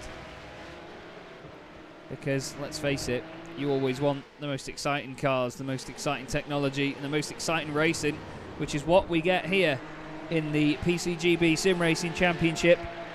And we are now within, well, about 4 minutes of the end of this race. But Jacob Toft, I mean, no news is good news, you could say, for Jacob, because he's just been out front and he's just driven away. He's 2.7 seconds now. Yeah, and he's done it bit by bit. The lap time is just incredibly metronomic, and thoroughly deserved. It's just a shame about that number. We need to get him a different number. We really do. I mean, yes. Okay. Either way, strong performance so far. I think reflects that number quite well. But Mark Phillips on the back of Stephen Kershaw. He's still not been able to get round Stephen, but that's obviously because the sun shines out of his backside, doesn't it? Either way, Bernie's gained 7 places from where he started. Oh, it looks like a car that's had a little bit too strong a curry. He's had a bleaching. But, right, move away. Johnny Elia His car's had a bad tan. He's in 11th place. We're pushing our luck tonight, Chaz, really. I know. I can't take the mick out of that livery. With a matte effect on it like that, it just looks stunning. And a little detail that I noticed when I was looking more and more, I was watching the replay of the Laguna Seca race to do some screenshots, is when he comes around here, look at the little detailed stripe that joins the bodywork to the rear lights. Just down the side with the little logo in the middle of it. It just looks absolutely awesome. It sort of hides the panel gap almost to the rear bumper. And it's got this little sort of black ring around the lights. Looks like it's maybe either had a fight with Mike Tyson or just had a few the night before. But it just... Eyeliner. Yeah. Sad a Jaeger bomb or two. But the car just looks awesome. Really does. Here's an inter-team battle. Oh, well, this is getting a bit spicy, isn't it, as well, between Carl Sharkey. Whoop, Christian Ceruta's gone off. Managed to keep it out the barrier, it would appear. But now, Austin does have previous, we might add. Stuart Clark's off as well. As we saw Austin Greatorex lining up that move on Carl Sharkey. But is he going to... Whoa, this is close. Oh. This is very close. There'll be 2 to go, but I think Austin might just have it here. Carl's going to duck in behind him and try and get a little slither of draft and go back up the inside again at Redgate. But no, Austin Greatorex has got the job done, but I don't know if Carl's going to let him have it. We know how hard Carl is to pass, so Austin will have to work hard for that one. It was very Villeneuve-Pironi at Imola, wasn't it, that? Just one then the other, one then the other. Inter-team battles are always the most exciting to see. Gav is saying there's team orders. But I don't know whether that's insider knowledge or an opinion. Either way, now that we've said about the sun shining out of Steve Kershaw's backside, Mark's actually got ahead as Ben Simpson and Stuart Clark have both gone off. Stuart's had a nightmare last lap. Simon Povey's also been off the track. I don't think the two are related here. No. Out of sympathy. Oh, just lit the you can hardly spot a mistake there. It just lights the tyres up on the curb and round he goes, and whoa, Simon Povey. That's what happened to him. And does he get back going again in third place? I think no. I thought he'd maybe just going to get going in third place, but no. Harpham goes flying past, and Povey now got the attention of Mark Baxter-Jones and Gary Tull. Yeah, indeed, he's not out of the woods here, but someone that will be very, very pleased with his performance so far. Only a handful of corners to go for Jacob Toft. It's been a mega drive and quite untouchable really at the front of this pack, as Stuart Clark has another off. It is back to the drawing board for him tonight. But Jacob Toft and Matt Dorrington, the only 2 drivers. Actually, no, Chris Bowie as well. 3 drivers in the entire field that are going to finish the race where they started. But around the final corner, a little bit of a drift.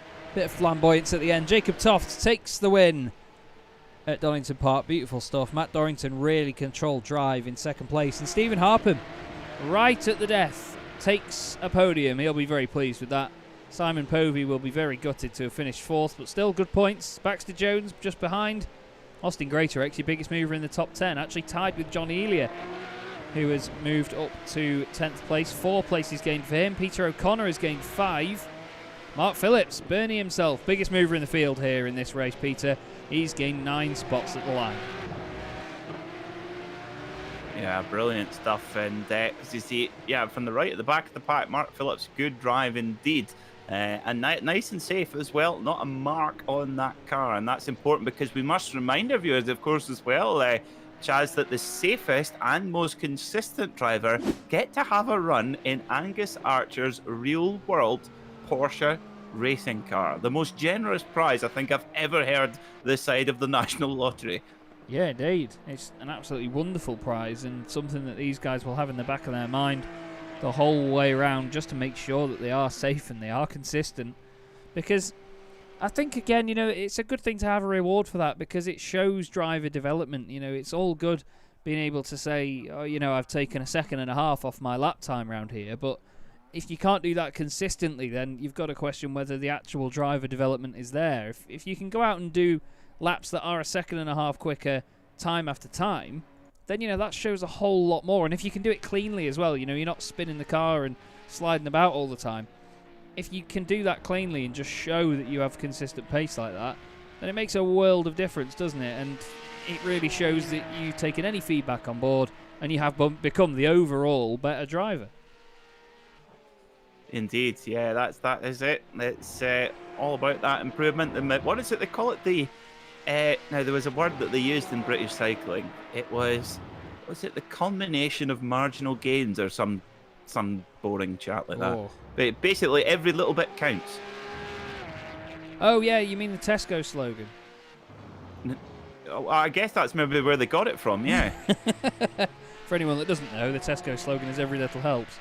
But yeah, I know what you mean. It's cycling's an interesting one to bring up on that subject, though. But I get why. You know, it is comparable in terms of the what would you call it? The circumstances.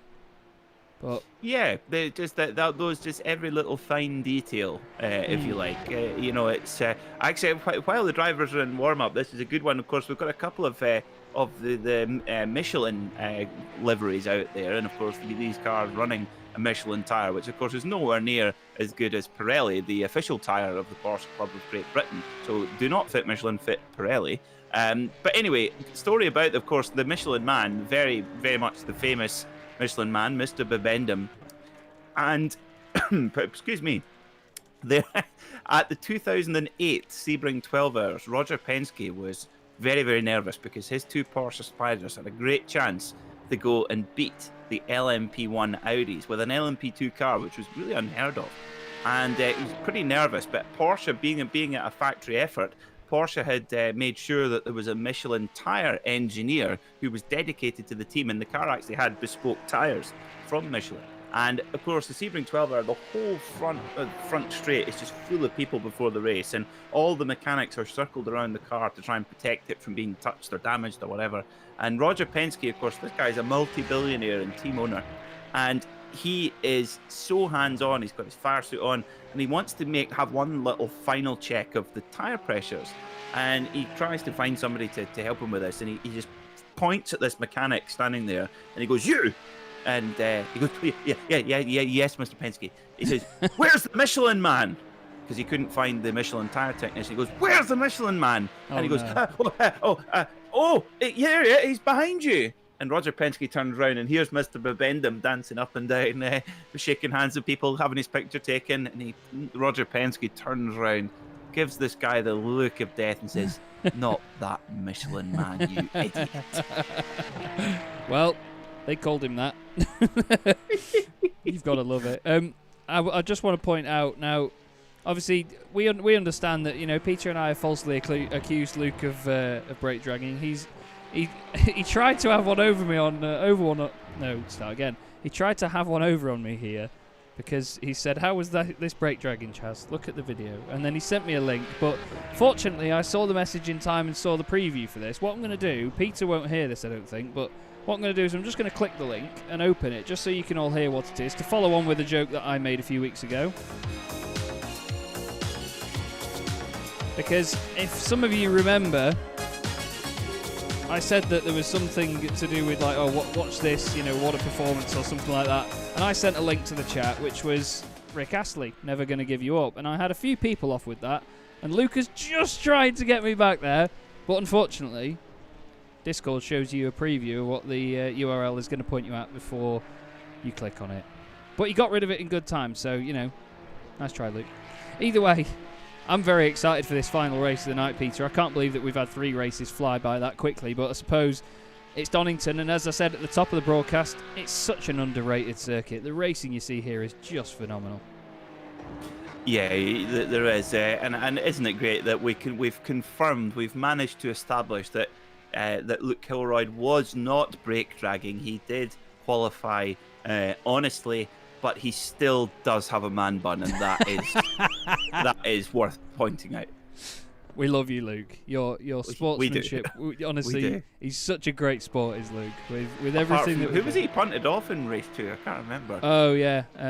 Apart from that, perfect. Oh, flipping heck! Honestly, the Porsche Sport logos are going to get removed from everything we're involved with. So much trouble. Oh, he's laughing. Oh, that's good. Oh, the stream might be behind. Oh no. Right then, we have a grid. Thank God. Byron Crawford, pole position. Stuart Clark alongside. Then it's Mark Johnson, Chris Bowie, Matt Camilio, and Chris Byram. Following them is Ben Simpson, Colin Wynn, Stephen Kershaw, and Mark Phillips, rounding out your top 10. The rest of the grid filtering through now. Of course, your race 1 winner, Jacob Tofts, right at the back of the field with plenty of work to do. Anyone you've got your eye on in this one, Peter? I wonder, looking down the... I think Colin Wynn from 8th position. Nice choice. Nice choice indeed. Right then, here we go. Round 6 in the pro class is underway. Looks like a very strong start there from the 85 of Ben Simpson. He's gained 2 positions. He's going to gain 3 on the brakes as he goes down the inside into turn 1. Or is he? Chris Byram says, not in your life, sunshine. Oh, the number 4's around. Oh, no. Oh, guess who's involved? It's Colin Wynn that was around. Oh, curse. The curse is real. The 3 wide is real. Oh, that's Simon Povey off. Simon Povey, Mark Baxter-Jones, Mark Bowe and Chris Bowie are off as well. There's cars in front off. Simpson and Camilio through. Oh, Camilio actually went off and managed to recover. Byram has gone off. Oh no, and that's Colin Wynn! Into the back. There must have been the tracksuit dazzling him. Chris Byram gives it up. He says, no, I'm stuffed. Absolutely stuffed. But Stuart Clark, our race winner from Alton Park last season, leads. No, he doesn't. Byron Crawford leads the race. Flipping heck, Chaz. I was blind to the fact that he was leading it. But either way, Byron doing a smashing job on this first lap, and he wants these guys to fight behind. Dan Bathy's off now. Flipping heck, no one wants to finish. And it's only like 1. Really me. Yeah, it's all going on here as well. And Dan having to have that agonising wait to get back onto circuit as well. I mean, where do we begin here? Now, Colin Wynn loses it on the grass, and just as he just trying to catch it back up again, and it takes out the rural in-law car, not urban outlaw, rural in-law. Honestly, right? Chaos. Watch this. I'm not even going to speak on this.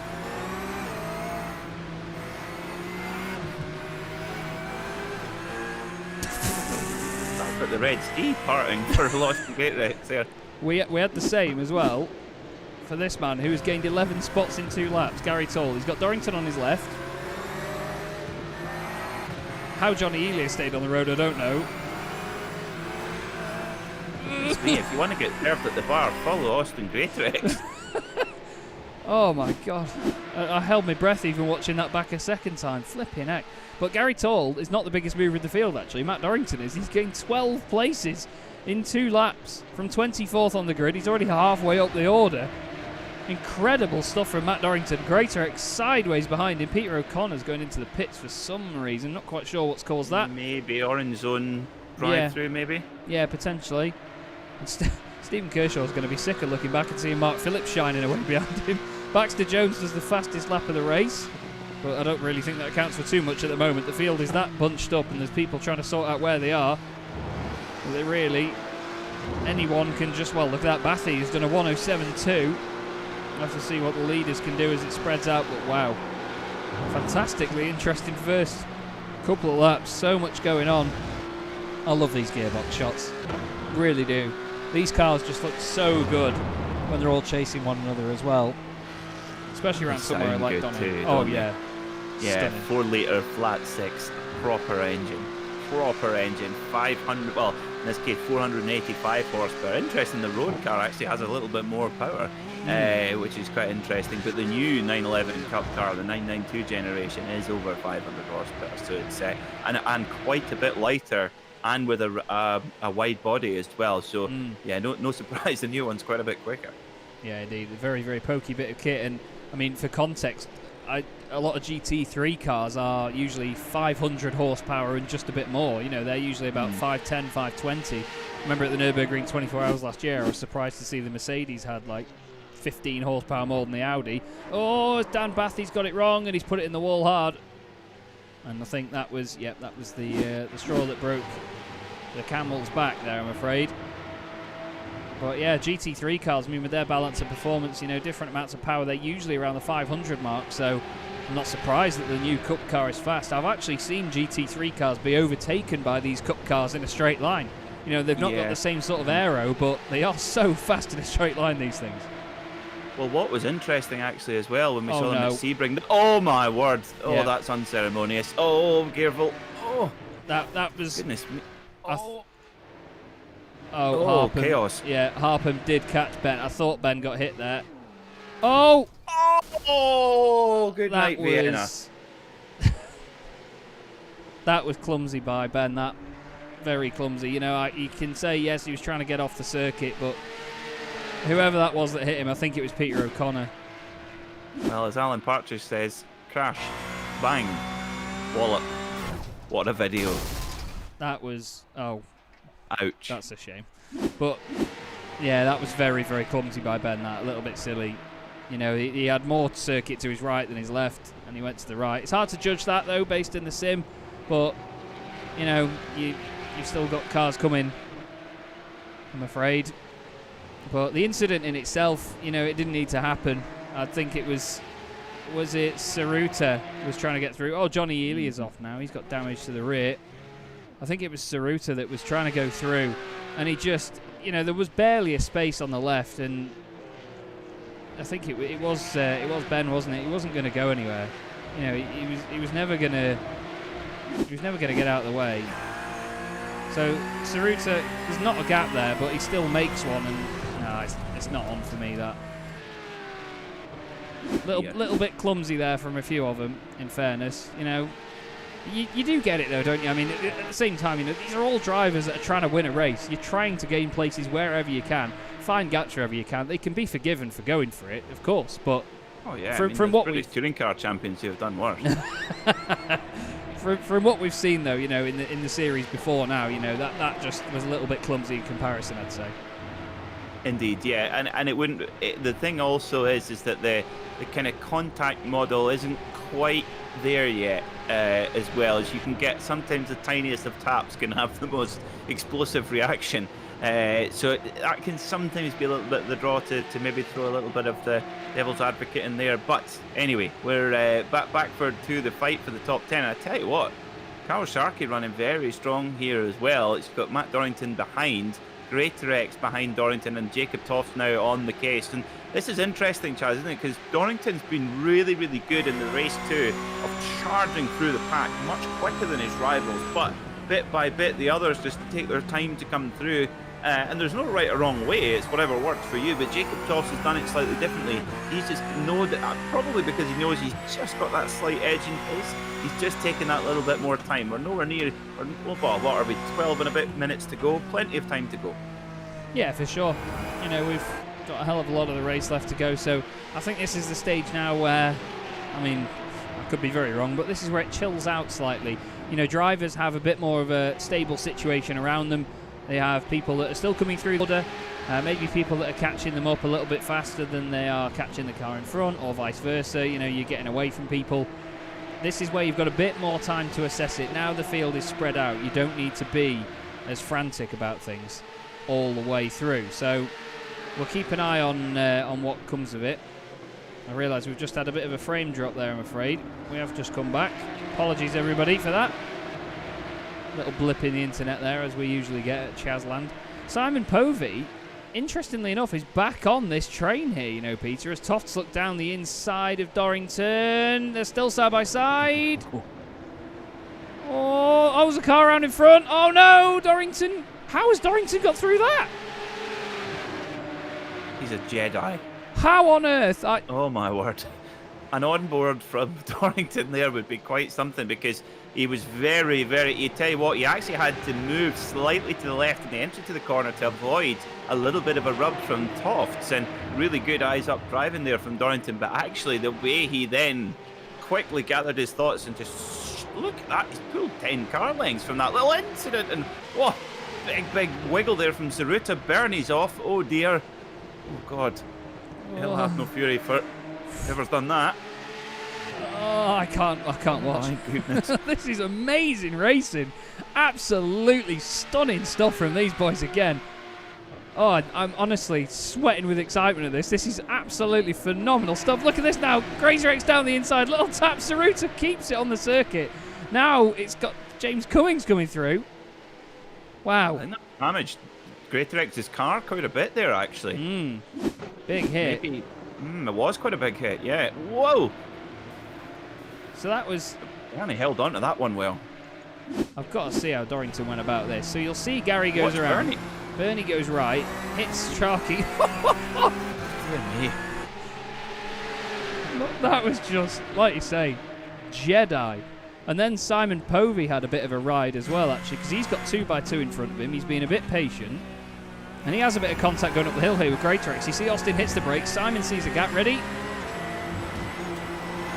There's a tiny tap just there. You couldn't quite hear it. But wow, look how close these guys are together. Bernie's just gone in a little bit too hot, unfortunately. And Povey actually gets past these guys as well. Greater X getting boxed in a little bit down the inside, but wow, oh wow, we are witnessing some wonderful racing again at Donington Park. That battle, this is good. it's just great. This is, it's quality. This is the sort of reason I love being a commentator, because you get to share your excitement in something like this with the people that are watching. It's just stunning racing. And this is the thing. I always say, people say, why do you think iRacing's the best? I think this sim's prettier. I think this sim's got better physics. But no other sim has racing at this level. I'm sorry, but it just doesn't. You could argue your case, but iRacing has the most natural-looking racing as well. With the broadcasts we have and just the way the drivers can race together, it is phenomenal. And this, to be fair, Peter, is for 2nd, 3rd, 4th, 5th, 6th, 7th and 8th. It's absolutely extraordinary. Yeah, really, really exciting indeed. And I have to agree with your sentiments there about the different sims. I think this is the platform to have. I mean, let's be honest though, the racing, it still can never be as frantic as the racing in Mario Kart though. Oh no, that's true. No. But apart from Mario Kart, it's Yes, indeed. And I will give a quick shout to Circuit Superstars, which I've been playing a hell of a lot of recently. I'm going to do a YouTube video on it tomorrow. I'm going to show Peter what it is after this broadcast, because it's just amazing. I've become obsessed with it. But anyway, we have a fantastic train of cars here. And the thing is, we've got some of our guys that finished really high up in the first race. Dorrington, Tofts, Sharky and Povey have all gained 18, 18, 10 and 13 places respectively. The 5 cars in front of them started near the top 10, or at least all of them started in the top 10. There's only one driver that is where he started this race, Peter, and that is Byron Crawford, and he's turning a blind eye to the rest of them. Bravo. Yeah, bravo. He's got his coffee to go. He's got his secret coffee to go. A little bit of cross reference in there. Oh, no. Oh! Why do we do this? Oh! Well, he's blind. I hope he had his blinds up for that one, because that'd be embarrassing for anyone looking in. Gee, his blind's too gone at the minute, to be fair. Right. Wow. Well, that just shows you that it's not done until it's done. And tell you what, for Camilio and Clark and Johnson, have you been in an accident, call Camilio, Clark and Johnson, because they're on their way. But Brian Crofton's still for now just hanging on. But look at this, just melee. Tofts and Dorrington continuing their battle. Tofts has got by, and I think that just shows you just how much pace that Tofts has got. He's I think the double win is going to be a big ask, but well, he's certainly been impressive so far. Yeah, there's no reason he can't do it, really. He's bringing much needed honour to that particular number. Yes, he is. He's doing it without hitting anybody. Isn't that amazing? Oh, one day. I must admit, though, while we didn't discuss it last week, but I think we did actually after the broadcast. Even yesterday, it might have been that recent. That new Corolla. Wow. Whoa. Yes. I saw that. Please. I fell. I was sitting down and I fell over when I saw that. It was unbelievable. But yeah, we can get back to that later. Stuart Clark holding on to a podium position at the moment, but he's got the absolute rabble behind him. And I don't just mean Mark Johnson with his Bombardier car, because I'm sure about to pop out from behind him. Wait for it. Oh, yeah, he's on the other. There's Jacob Tofts, thank you. 2 for 1. No, not quite 2 for 1 there, although he's made Stewart go deep. Oh, no, big hit. How has that car stayed on the road? Dorrington goes through, thanks very much. Johnson has now dropped another position. He's got Carl Sharkey right behind him. That was a big hit for Jacob Tofts. I'd be surprised if the car was still behaving itself after that. We'll go on board and see. Can't be. That was a huge hit. Yeah, it looks to me like he's... on 2 wheels at one point as well. Yeah, it looks to me like he's... Yeah, the steering's not straight. He's got the steering slightly to the left to stay in a straight line. You'll see it especially here as well. But a few cars like that. Yeah, look, it's only slightly to the left, but yeah, it's not the easiest thing to compensate for. But he's still having a go at Matt Dorrington. That is the confidence that you get out of him. Oh dear. Mark Johnson around. Seems like the pressure got to him in the end. Stuart Clark now trying to defend from Matt Dorrington. Dorrington down the inside. Is Tofts going to go with him? Stuart says no at the moment. No, blocks him. Just about. Whew. Well, I don't know where to start. It's just... neither do I. I mean, wow. Stuart Clark's clearly keen to defend his position firmly. He's got no... And why would you? You know, this is every man for himself. It's probably shows you just how competitive it is. And this is... shall we say, Chaz, this is going to test the camaraderie of the club. And oh no, Mark Johnson's off once again. Oh no. Yeah, I think he might maybe just park up and have a nice lukewarm bombardier, I think. I think he might have overheated the rears on that spin earlier. You know, if you do keep your foot in, it can really annihilate the rear tyres on this car. Povey trying to find any which way past Carl Sharkey at the moment. Nothing quite working for him there. James Cummings has just gone down the inside of Mark Phillips. Two very shiny blue cars together on track. Gary Tull just behind them after his spin earlier. He's caught up quite well again to Mark Phillips. But your race leader now only in the lead by a second. Byron Crawford. Matt Camilio, he's on a real charge here. Doing a great job at the moment. 3.5 minutes of this race left to go. So still a few laps to get the job done if he is going to. But Byron has driven... Sorry, go on. Sorry, it would be his second win of the season. Yes, yeah, I was going to say he won it. Did he win it? He won the second race, didn't he, at Laguna? I think so, yeah.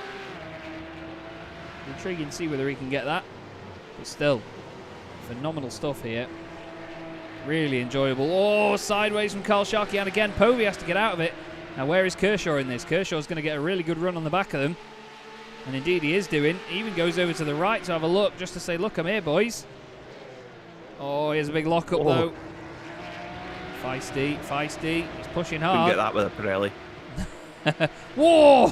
Saruta. Flipping egg. Oh, no! Oh, well, he didn't deserve that. He really did not deserve that, did Saruta. But Baxter Jones dealing the final blow. Let's have a look. It looked to me, Saruta obviously out of shape. Baxter Jones goes to the right. And then obviously Mark is driving towards the white line. So he then straightens up, just touches the grass a bit. And it's that tiny touch there, look. Just a little touch. And that's all it takes. And then the second one fires Saruta off into the wall. Neither brains nor bronze going to get you out of that one. Wow. But that's a real shame to see. Real shame.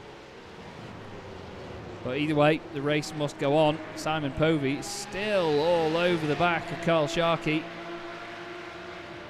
Caravan Carl has definitely got the tow hook on the back tonight. Yeah, it's been a good meeting from Carl Sharkey, hasn't it? In the 77 car, been really strong and just doing what Carl usually does, just quietly booking those points piece by piece. You could say it has been shark-like, you know, just creeping under the surface.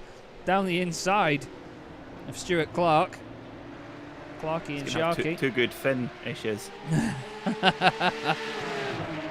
Wow. Oh, it's never going to end, I've told you. No. Look at this. Simon Povey round the outside gives Stuart a bit of encouragement. That was a real shame, that, for Stuart. I think that was a little bit of netcode involved there. It didn't look like they'd actually touched. Chris Byram, oh, there he is. That was apt timing. Something very wrong with that car. The battle for the lead, though, with a minute to go. is now down to 0.4 of a second. Byron Crawford is going to have to try and hold on as best he can now, ahead of Matt Camilio, who wants to take his second win of the season. Camilio's already launching the attack, looks to the inside, fills up Byron's mirrors. He's going to put the blinds down over the rear view mirror, though. He doesn't want to look at that, but look at the run Camilio's got. This has surely got to be the prime opportunity for him. Which way is he going to go? He's going to go to the outside, try and carry the pace around there. It forces Byron to take a narrow inside line, but they need to both be careful here, Peter, because Donington is ready to pounce. Only it's, well, less than a second behind now. I was going to say that, yeah, I just spotted the same thing. Camilio needs to get this done quick, otherwise he's going to have Donington on his case. And, well, they have dropped off a little bit. Yeah, I think they have. I think that's done. But this will be the final lap as well. So Donington not out of this. This could all come down to the last corner as well. Can Byron Crawford hang on? This has been an amazing drive from the number 12 blinds to go drivers. They head up into McLean's for the final time. It's been a great charge from Camilio as well in the Braun GP car. Chaz is going to be too close to call as they come onto the final straight. It is indeed. You just need a good run out of Coppits. Looks like Dorrington's got one. Camilio started 5th. Dorrington started 24th in this race, and he's up to 3rd place. Tofts is up to 4th after starting 25th. But 2 corners to go for Byron Crawford. Camilio's outdone himself. He's gone straight on. Dorrington's going to go through to 2nd place, but Byron Crawford puts in a blinding performance. Crosses the line and takes the win. Brilliant, brilliant stuff there. Sharkey is just going to beat Povey across the line as well. Wow, what a beautiful performance, though, from Byron Crawford. He really deserved that one, Peter. We've seen some great, great races from him in his time in the championship, and he's not always ended up having a good finish out of it because of just contact or bad luck. But that really does make up for all of it there.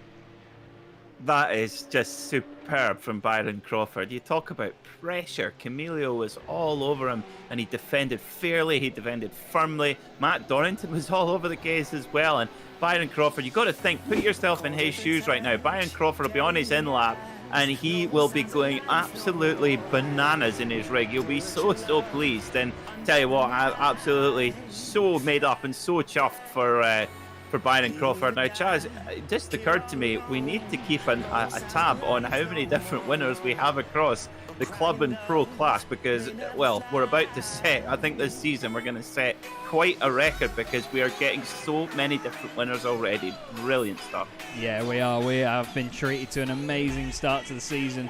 We're only at round 6, and it's been one of the best series I've commentated on, honestly. It really has. It's so enjoyable. So many great drivers, and the thing is, we've still, even though we have those 2 classes, we still have the great spread of ability from the top to the bottom of each class. You know, no disrespect to any of the drivers in that way, because it gives us brilliant racing. It gives us more exciting stuff to watch. And honestly, I would not change it for the world. But well done, Byron Crawford. That was a stunning drive. And I mean, jokes aside about the whole blinds thing, but what a brilliant, brilliant bit of driving under pressure, like you say, Peter. And if you want to do the honours, mate, there is our final result of the evening. Well, with pleasure, absolutely. And Byron Crawford classified as your winner then, with Matt Donington in 2nd and Matt Camilio. Threw everything at it. You can't fault him for having a go into the last corner. Finishes in 3rd and about still a podium finish, and he will be a championship contender, will Matt Camilio. Jacob Toffs, really a bit just unlucky. A little bit of contact cost him the chance to go for that win, but still strong points. Carl Sharkey, a brilliant meeting for him in the 77 car. Simon Povey was 6th for recovering from an earlier incident, followed by Stephen Kershaw, Mark Baxter-Jones, Stuart Clark and James Cummings rounding out the top 10. Gary Tall was 11th, followed by Mark Phillips. 2 strong drives for our Bernie. Austin Greatorex finished 13th, followed by Mark Bowe, Paul Riga, Mark Johnson, Stephen Harpham and Chris Byram in 18th position. Christian Cerruta was classified 19th, followed by Chris Bowie, Ben Simpson, Peter O'Connor, Johnny Elia, Dan Bathy and Colin Wynn. All our 25 starters in this race. Now that is commentator's curse illustrated right there, I think, Peter. Because couldn't get any purer than that. Yeah, that's a pure strain of commentator's curse. Yeah, literally 18-lap race. Who do you pick to win? Colin Wynn. Colin Wynn, yeah. Didn't make one lap, unfortunately for Colin. You know, he'll still see the funny side of it if he does see the stream back. We actually don't have anybody to interview at the moment, it seems. But we do have some wonderful slow motion footage from the start of our race. There is Byron Crawford, who was leading it early on.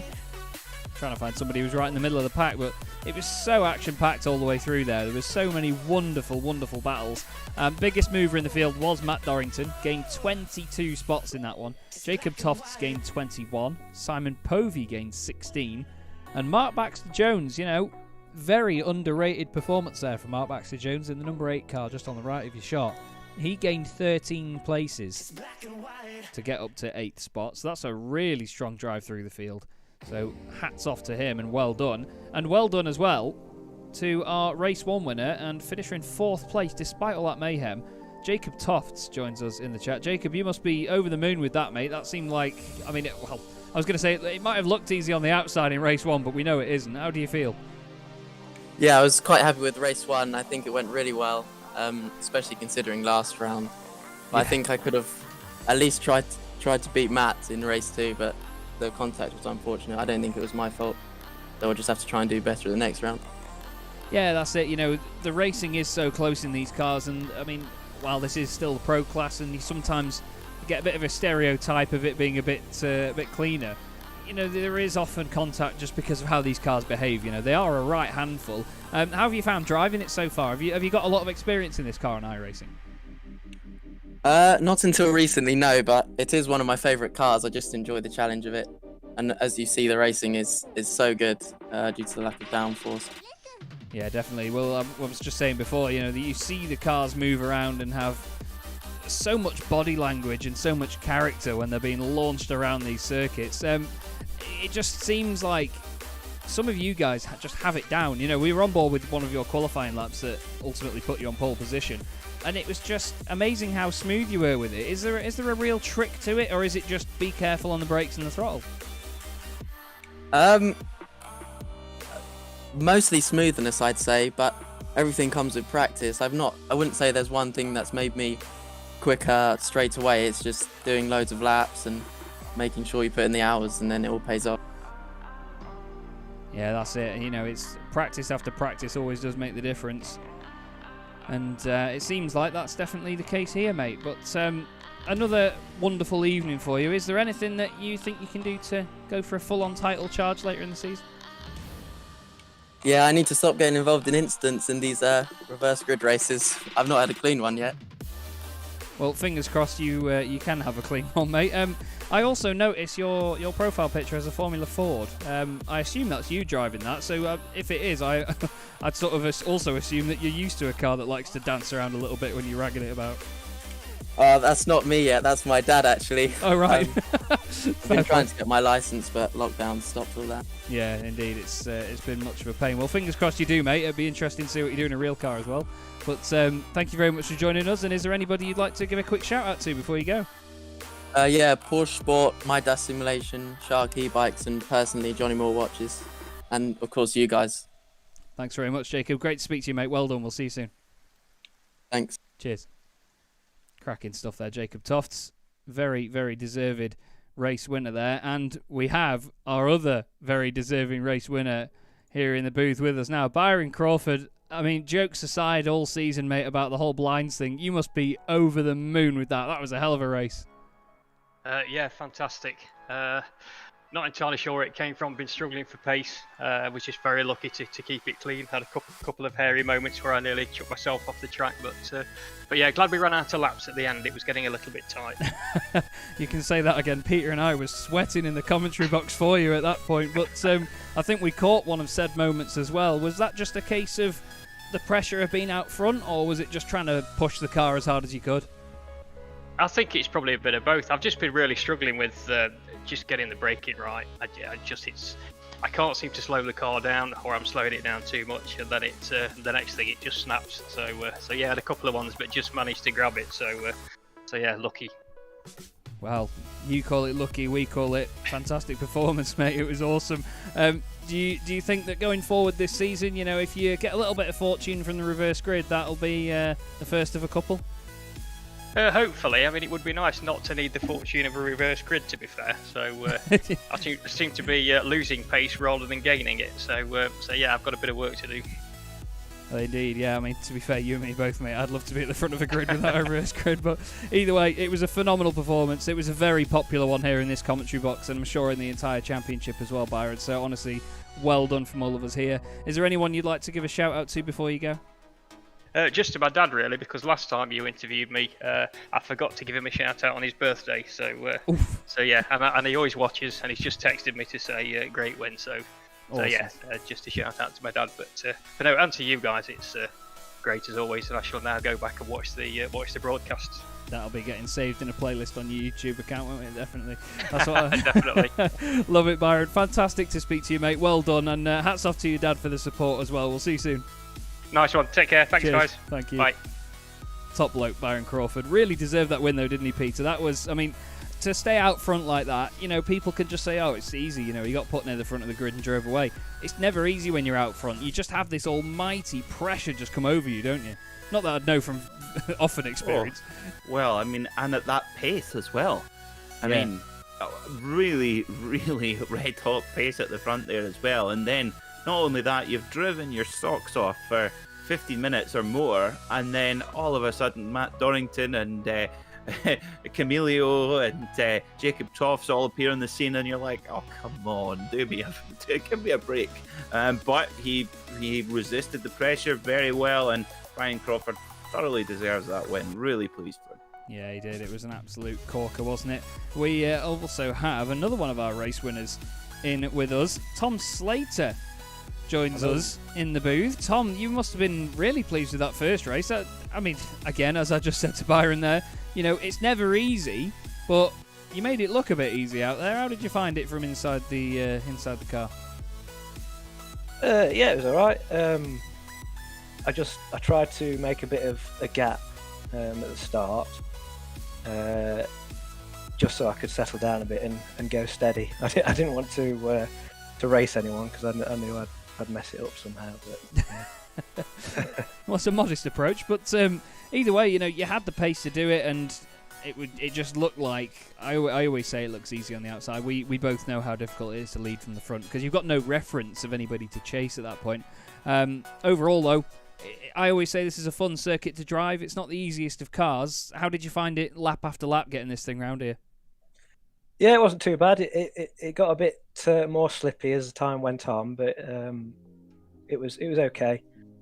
Second race didn't go as well for me, but I didn't get a bad result. That's the thing, isn't it? You know, it's how you bounce back from any incidents or spins or anything like that. And you know, if you can keep doing that, then it gives you forward momentum in a championship, doesn't it? That's it, yeah. And next time round, obviously, we go to the wonderful Sebring, a circuit that has many historical ties with Porsche in itself. But obviously, in the sim racing world, they don't always account for much. What's your confidence like going around there? I haven't raced on there in any sort of sim or game for 10 years or so. Okay. So all I can remember is the last corner is really bumpy. And you're going to need to practice that in this car. Trust me, it's an absolute nightmare. Yeah. But you know, it's still quite an intriguing circuit. There's obviously going to be a lot of slipstreaming, and it might be quite difficult to follow other cars around there. Because I mean, from a broadcast I was literally doing on Monday night, the curbs are the real problem there, aren't they? In a car that gets unsettled like this one. Yeah, I think so. I think they're quite bad. But yeah, the back straight's quite a nice one for overtaking, I think. Well, hopefully we'll be seeing you do a few sends into Sunset Bend after you undoubtedly put 100 laps practicing. But either way, Tom, fantastic to speak to you, mate. Well done on the win this evening. And, of course, the question everyone has, is there anyone you'd like to give a thanks to while you're here? Yeah, big thanks to Dan Bathy, who let me borrow his old racing gear. So yeah, hello to my mum, dad and brother who watch, and my girlfriend, or no, fiance I should say, Kim, who's watching. Thank you. Great stuff. Yeah, and thanks to you as well. You're doing a really good job. Thank you, mate. Much appreciated. We certainly love what we do. Tonight was definitely one of those nights, wasn't it, Peter, where it was outright joy in this commentary box, wasn't it? Oh, it certainly was. Now, I must ask, Tom, are you... we love the Jameson whiskey livery. Tell us why that one's made onto the car. I wanted to have a green car, and that's I I saw some liveries on the internet, so I just decided to design that one. So yeah, I like the drink as well. Well, that's important. Yeah, starting with an Irish whiskey would be a good way to get a green car, I suppose. Yeah. Well, it's good enough answer for us in this box, trust me, Tom. But either way, mate, great to speak to you. Well done, and we'll see you in a few weeks' time. Nice one. Cheers. See ya. Cheers, Tom. Fantastic guy. Really love it. And I mean, I say that after every interview, so everyone will think, oh, I'm not special then. But honestly, everybody that we speak to in this championship just really is just legendary, aren't they, Peter? There's so many fantastic people in this series, and it just makes our lives so much easier because it's just like having fun, isn't it? It really is. Indeed, it is. Yeah, absolutely, and it's brilliant to hear all the stories behind the cars as well. And of course, as we've seen, there is a lot of different liveries out there, and good thing is we've got plenty of the season left to tell all the rest of those stories. We do indeed. There's a man we haven't seen tonight, actually. Paul Rieger, very under the radar this evening. Apologies, Paul, but yeah, we didn't really cover much of that. I'll tell you what, actually, we'll drag in Gilles Gardner, who's going to come and join us for a quick chat. Gilles, your night was up and down, as a lot of people's. How did you find that from your point of view? Oh yeah, up and down is right. I had some technical difficulties to start my evening and got booted out in qualifying, and by the time I'd come back on, I'd missed the start of race 1. But then, settled in, did some laps in race 1 and didn't really make up too many positions, and then had a really good starting position for race 2. Yeah, indeed. It was. It certainly looked like the race that you have to be in and just get stuck in. It didn't look like a sort of race where you could just sort of hang back and see what happens around you. No, and I was actually quite surprised to find myself in the lead within 2 corners, and then tried to just settle into a rhythm and was just expecting. I was waiting for the shoe to drop, really, and then lap 3, lap 4. I don't know how many laps. I think it was 7 or 8, maybe even 9 laps that I was in the lead. Made a small mistake, lost the lead, and then battled a little bit with Andrew Shepard, and which was, I got the elbows out, which I think was fair.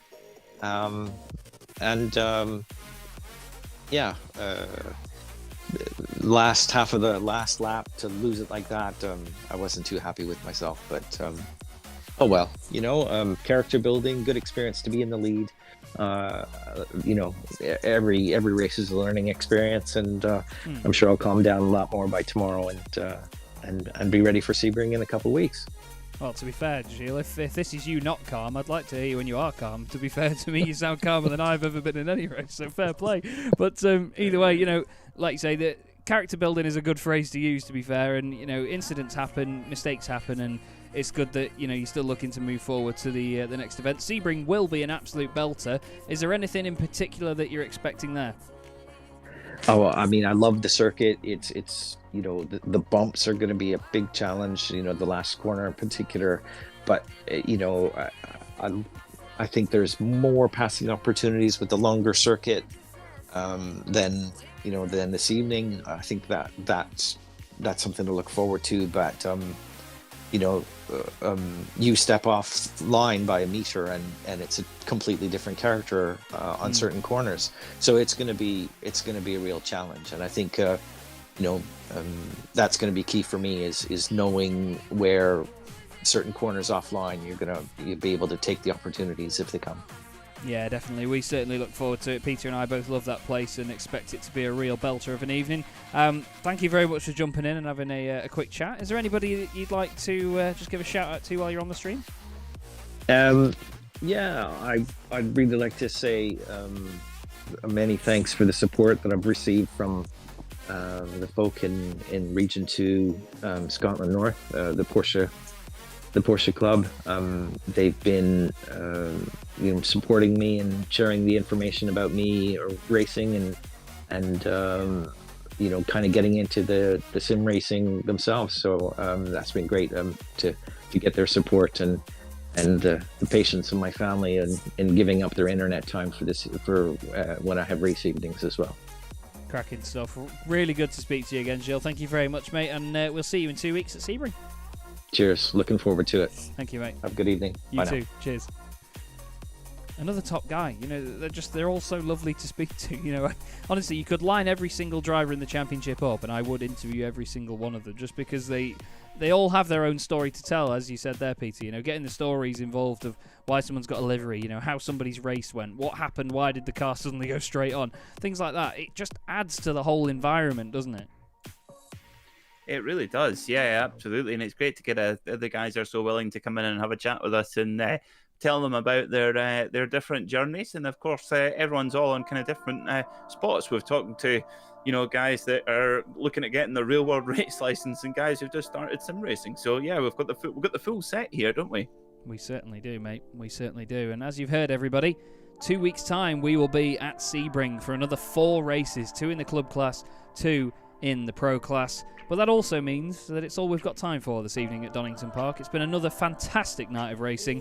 My very, very best thanks to my wonderful co-commentator Peter MacKay, everybody at Simracersworld TV, all you wonderful viewers as well, Luke Holroyd for his massive amount of patience while Peter and I rip the living out of him. And of course, well done to all of our winners tonight as well, and everyone that organises the series. You know, we have a fantastic thing going on here, and it's a true joy to broadcast this as well. We do hope you've had a fantastic night, everybody, and of course we will see you in 2 weeks' time. But for now, have yourselves a great evening, and we'll see you there at Sebring.